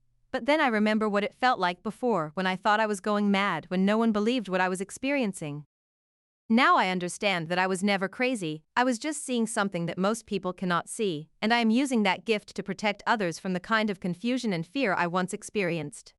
Eleanor nodded, understanding exactly what he meant. Her own life had been irrevocably changed by the events at Blackthorn Asylum, but she had gained something precious in return. She had found her true purpose, her place in a larger pattern that connected both worlds in ways that benefited everyone. A chime from her desk indicated an incoming communication through the shadow network. Eleanor returned to her chair and opened her consciousness to receive the message. It was from Dr. Chen, who had established a similar monitoring station in Scotland after discovering evidence of order activities there. Her message was brief but concerning. Unusual shadow activity detected near Edinburgh. Possible attempt to establish new crossing point. Investigating. Eleanor frowned. The order of the eclipse had been scattered after the events at Blackthorn, but they had not been entirely eliminated. Some members had escaped, taking with them knowledge of the rituals and techniques they had developed over the decades. It was inevitable that they would eventually attempt to recreate what they had lost. Thomas, Eleanor said, prepare a response team. It looks like we may need to travel to Scotland. Thomas nodded, already reaching out through the network to alert the other Guardians. This was another aspect of their new existence that Eleanor was still adjusting to.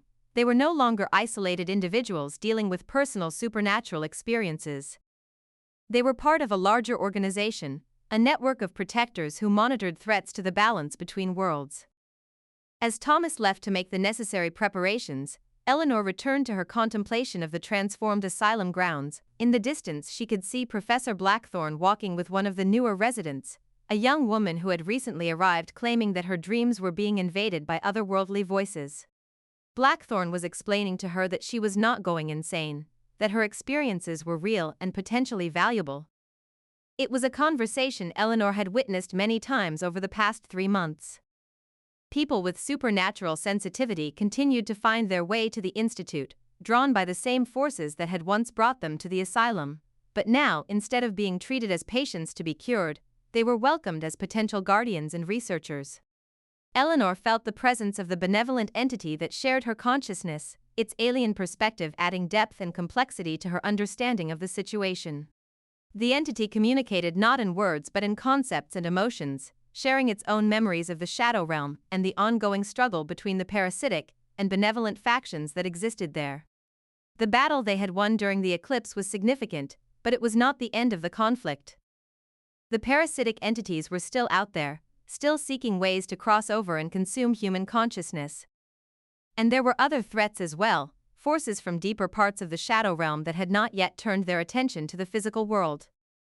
But Eleanor was no longer afraid of these challenges. She had allies now, both human and otherworldly. She had knowledge and power that she was still learning to use effectively.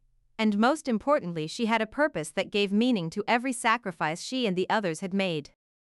A soft sound from the corridor outside her office drew Eleanor's attention. Footsteps, moving with the careful deliberation of someone who was still adjusting to enhanced senses and abilities. Eleanor smiled, recognizing the pattern.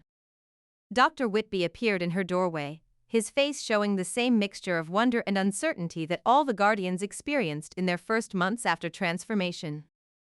Eleanor, he said, I wanted to thank you again for what you did. For all of us. Eleanor gestured for him to enter and take a seat. Dr. Whitby had been one of the last to join the network during the eclipse ritual, and his transformation had been particularly dramatic. The benevolent entity that had merged with his consciousness was one of the more powerful ones, giving him abilities that were still manifesting in unexpected ways.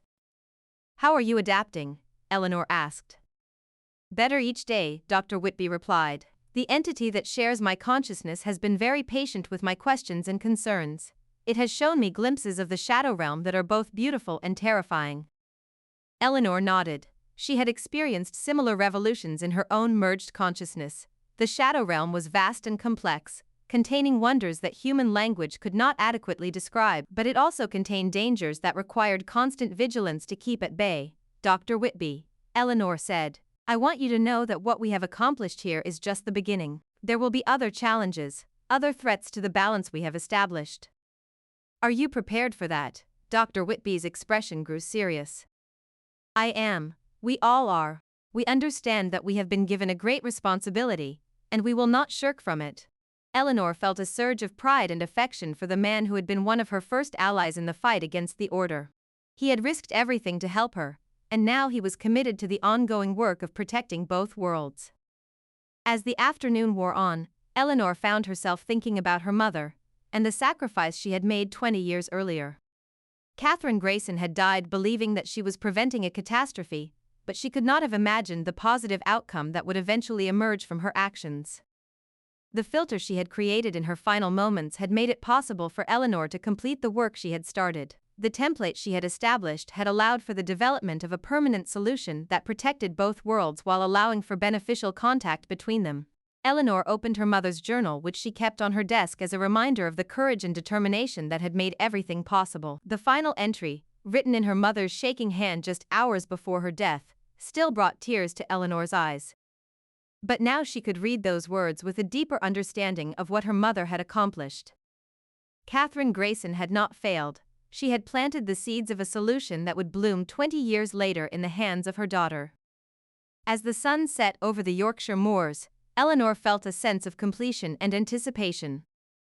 The immediate crisis had been resolved, but the work of the Blackthorn Institute was just beginning.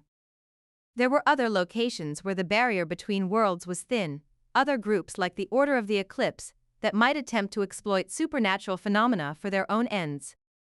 But Eleanor was ready for whatever challenges lay ahead. She had learned to embrace her dual nature, to use her enhanced abilities in service of both worlds. She had allies who shared her commitment to maintaining the delicate balance that kept everyone safe. And she had hope that humanity would eventually evolve to the point where the existence of the Shadow Realm could be openly acknowledged and studied. Hope that the relationship between the two worlds would continue to develop in positive ways. There was work to be done, preparations to be made for the trip to Scotland, and always the ongoing responsibility of monitoring the network that protected both worlds. But as she walked through the corridors of the transformed asylum, Eleanor felt a deep sense of satisfaction. She had found her place in the world, her purpose in the larger pattern of existence. She was no longer just Dr. Eleanor Grayson, psychiatrist and daughter of a tragic patient. She was Eleanor Grayson, guardian of the threshold, protector of the boundary between light and shadow. And she was exactly where she belonged. Thank you for joining me for Whispering Shadows. What was your favorite part? Let me know in the comments. I read every single one.